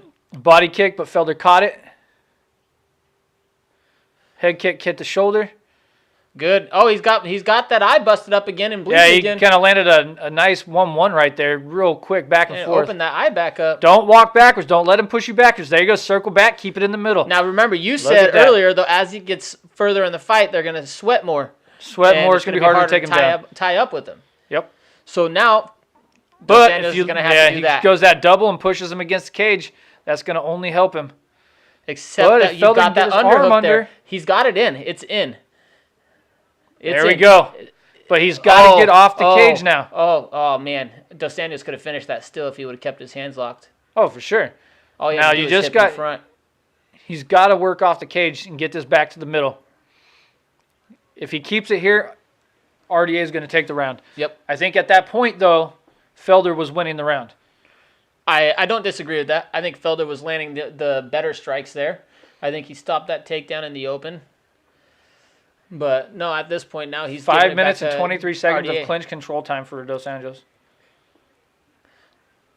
What I want to see is a guy come out and completely prove to everybody that just because you're up against the cage doesn't mean that you're losing a fight.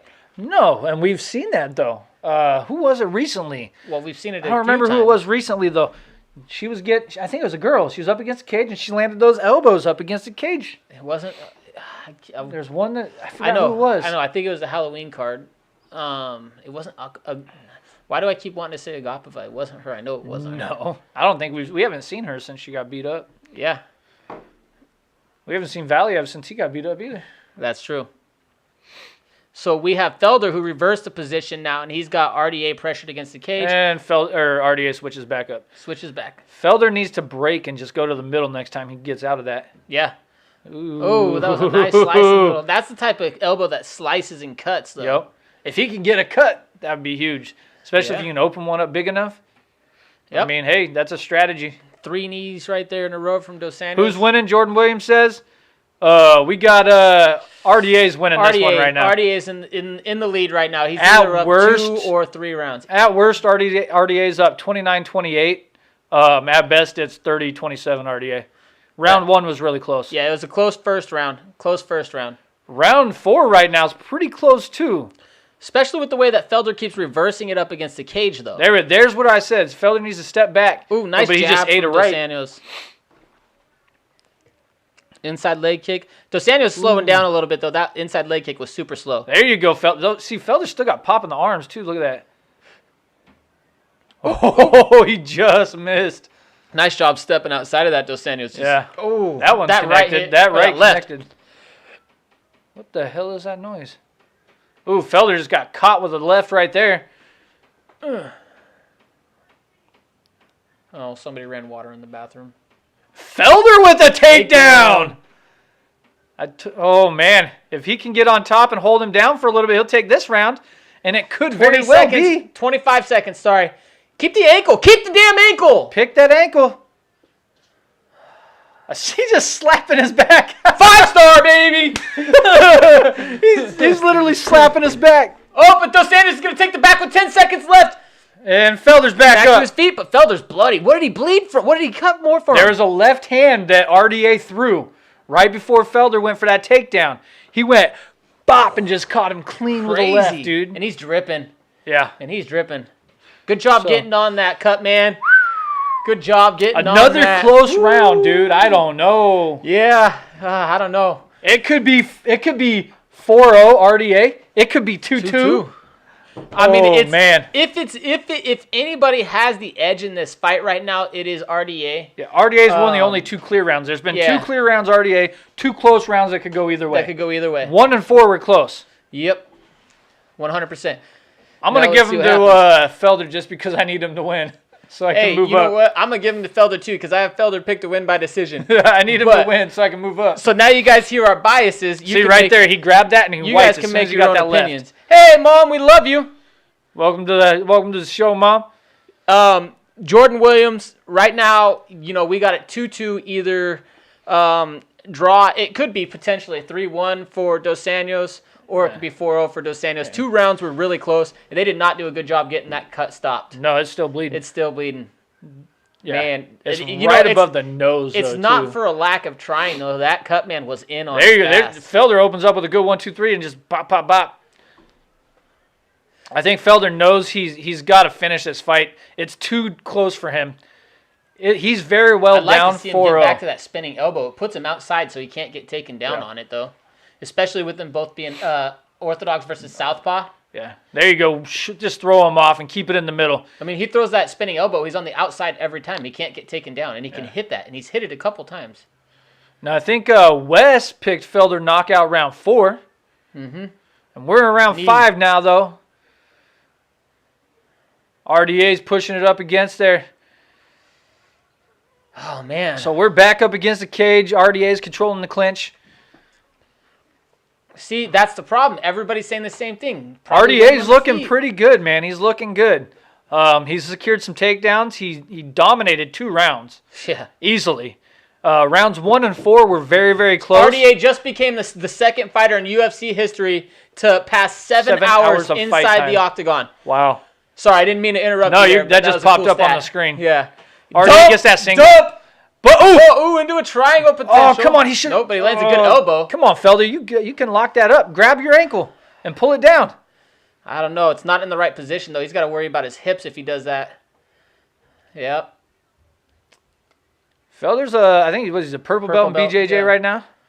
Yep. RDA's a black belt though. There's levels. But RDA's on top right now. He's in technically it looks like half guard, right now, but it's an open half guard right now, and it's by choice. He could pass if he wanted to, really. Easily be in side control. He could get in full mount, probably. Potentially, I don't know. Is Felder kneeing his knee? From there? Do you see that? He's kneeing the knee. I think that's the first time I've ever seen that from a dude in half guard, knee in the knee. Well, you got to do what you got to do, right? I mean, dude, that's innovation right there. Although I will say Felder just needs to worry about getting space and getting away from him so he can get back to his feet. He's got to create space to clear his legs so he can get to his feet. And that's probably the only reason RDA's leaving. RDA's going for, is he going to go for it? Nope. No. Looked like he might have been going for that arm, what is that, arm triangle? Let's see what happens here. 2.5 minutes left. So this round could still go either way depending on what happens here in the next half of the round.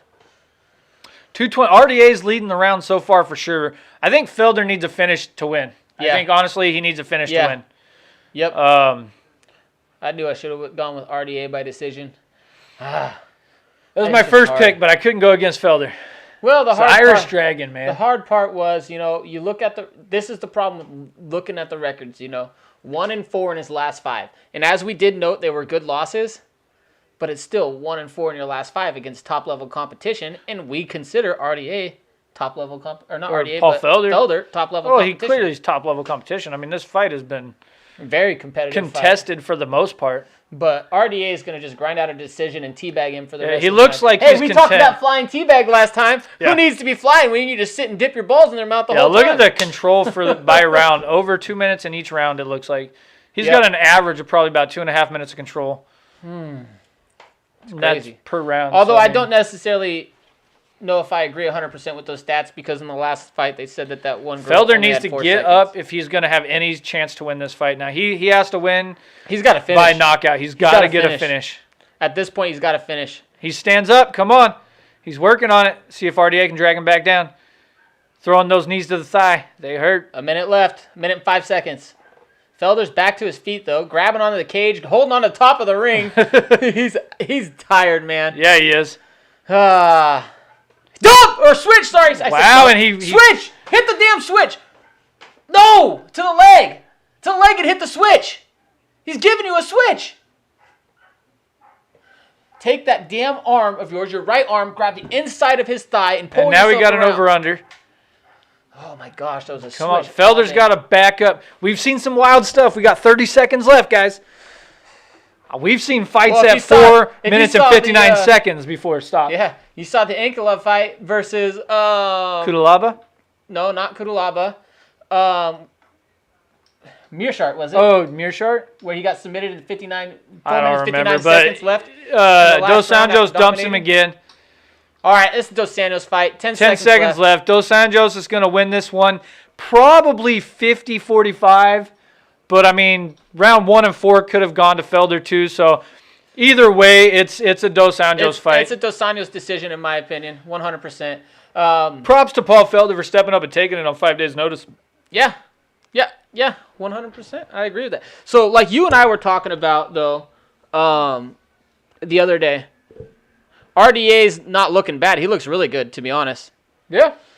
He's well, the problem is Jordan Williams, he hasn't necessarily been on a bad run. He's just been fighting top 5 guys at 170. So he lost to Colby Covington. He lost to Usman, who's the champion. He lost to Leon Edwards. And Chiesa. And then he lost to Michael Chiesa, who's been a top 15, top 10 guy for 7 years now, potentially now. Yeah, he's been right there, man. You know, he did lose to the toughest guys. RDA puts himself in the top 5. I wouldn't say you give him a title shot now. At least top 7. No, definitely not title shot. I think RDA's got to be right there, at least top 7, because at least top 7. Felder was ranked 7 before this fight. Mm-hmm. Yeah, so I would say probably at least top 7 on that, where you're going to put him as far as the placings. Who should he Very fight, fun fight, though. Let's go to the Not UFC fight ranking. of the night, though. Nope. It wasn't fight of the night. I think the girls take fight of the night, man. Mm-hmm. Joanna said that was fight of the night, but I don't agree. Well, they were already saying it was fight of the night in the first round, and I disagreed going into that first round. I disagree as well. It was a fun fight. Not fight of the night is RDA dominated 3 out of the 5 rounds. 2 rounds were close, and if the whole fight went the way the 1 and 4 went, it would have been fight of the night. Yeah. But I think those girls got fight of the night. Who's next for RDA?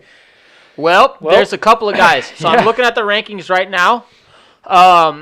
Honestly, I'm looking at the Dan Hooker fight. That's the one that I think I'm more interested in. Charles Oliveira?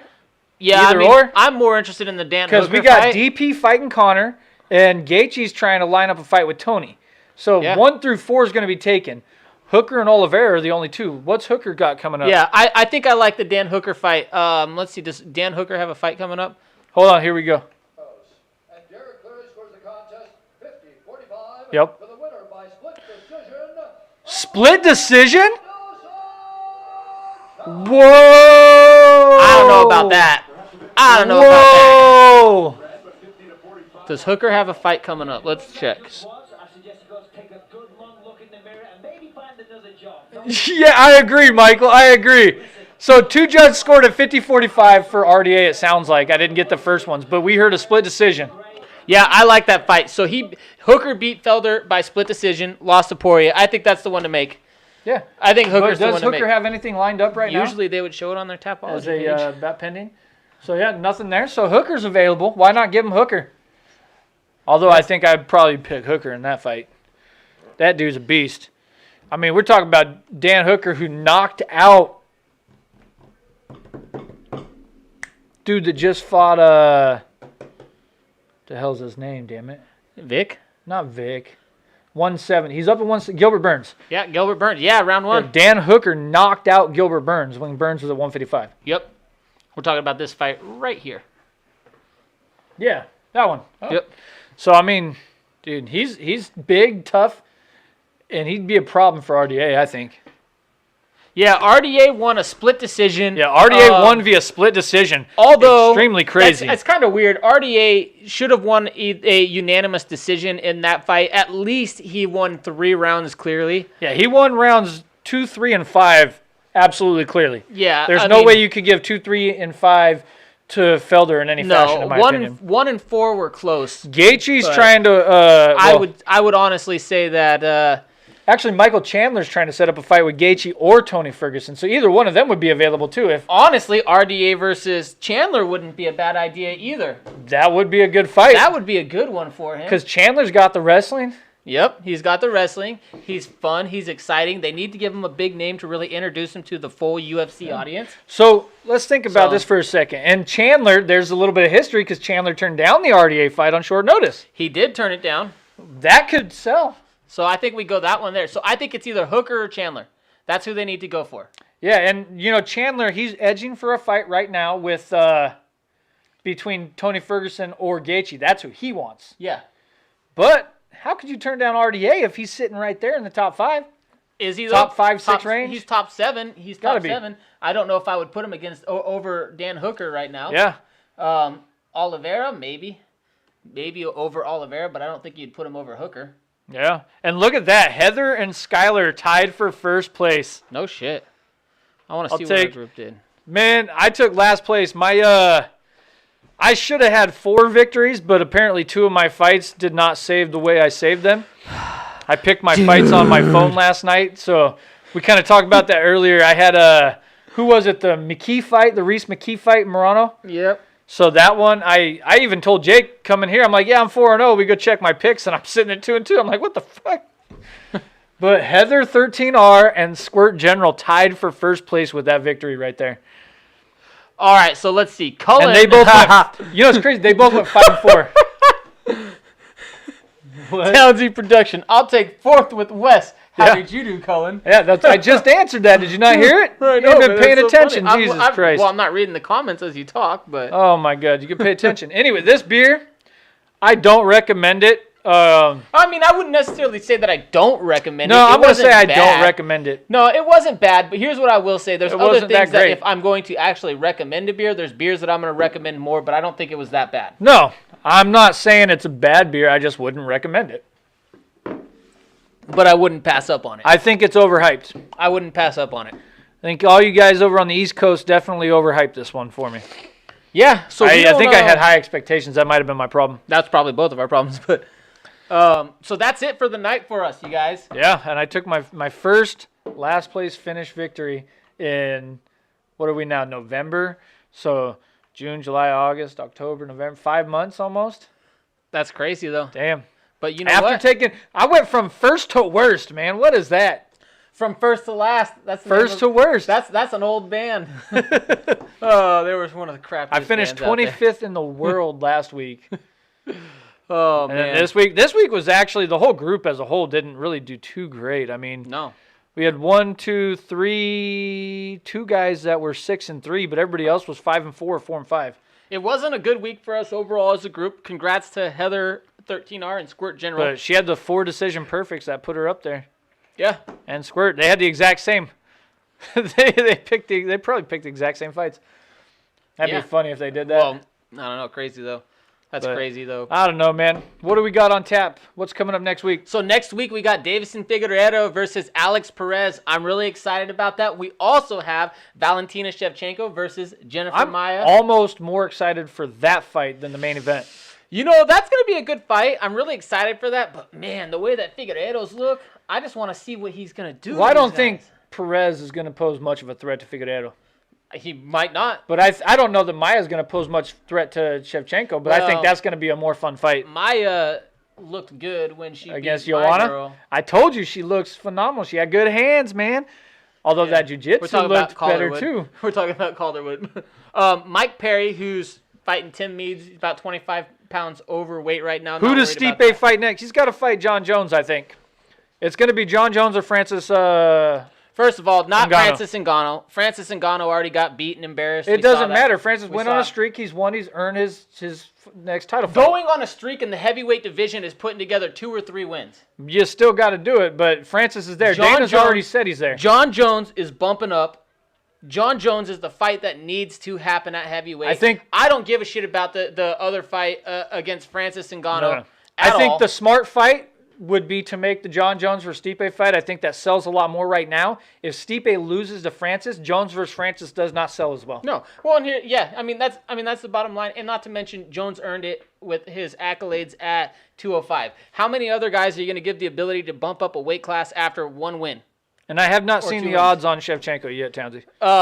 Now, but the other thing about it is, though, if you listen to Francis Ngannou's old coach, Francis Ngannou's old coach, the one who got him into the UFC, the one that took him in when he was homeless, Francis Ngannou abandoned him once he got to a title shot. Now, Francis Ngannou has never lost under that other coach. He's lost 2 times since leaving that coach. We'll see. Can he change it around again? Because he's still not with that coach. Yeah, it's going to be crazy. I think the fight to make for Stipe is John Jones at this point. I don't see why make John fight somebody else. It's not going to sell as well. Yeah. And if Stipe loses to Francis in the second fight, you just blew your opportunity at John Jones versus Stipe. At a mega fight. You have the greatest 205-pound champion of all time versus the greatest heavyweight champion of all time in the UFC. Right? Yeah. The fight makes sense. Why put him against somebody you already embarrassed and destroyed and beat up for 25 minutes in a fight? Yeah. I mean, look at that. So Francis is Curtis Blades, Cain Velasquez, Junior Dos Santos, and Rosenstruck in his last 4. It's a pretty solid run in the heavyweight division. But even then, Cain Velasquez hasn't really looked that great since he lost to Verdum. Yeah. Junior Dos Santos he's gone up and down, up and down, up and down. He's easy to knock out, and he got knocked out. Rosenstruck, he's all right. Curtis Blades, knockout power. Rosenstruck's a beast. But I don't know. He's a heavyweight. Yeah, but he's a beast. Yeah, it's all right. He was a kickboxer before he came into the UFC with phenomenal knockout power. Not too impressed by any of those guys at heavyweight, to be honest. You take their skills and you translate most of those guys' skills down to the weight classes of the lower weight classes, even 205-pounders. I don't think a lot of those guys do well, even if they go down to 205. Yeah. I don't know, man. Anyway, yeah. Congrats to bottles on each other's Congrats to Heather and Skylar. I was thinking we just turn it over and crack it. No way. As far as I know, we just can cheers this one, man. Wait, did I get a dub? Yes, you did. Heather, somehow you came from behind in 4th place. You and Skylar came from behind in 4th place to take the win. You guys tied for 1st. Yeah. Congratulations. Somehow I spend the whole night up around 1st. And Oregon's going for. Oh, come on, this baby. Fucking guy can't end a goddamn podcast for his life. Damn. Hey, yeah. Yeah, thanks, Jordan. What's up, bro? Tune in with us next week. We'll be back again. And if you haven't, guys, go ahead and find that contest video we got, man. We're still waiting. Once we get 500, we're at 400 now. We're only 100 away. We're talking subscriptions. Once we get to 500, we've got UFC 2 copies. EA UFC 4 we're giving away. So if you haven't, go ahead and find that video, hit the like, subscribe, and tell us what system you're on. Yeah, go to our channel. You'll scroll through there. Just type in I think it's contest is something in the title. Yeah. You'll find it, though. Thank you guys for tuning in with us. I don't know how we're going to do it. Just cheers it, man. You ready to get out of here? Cheers.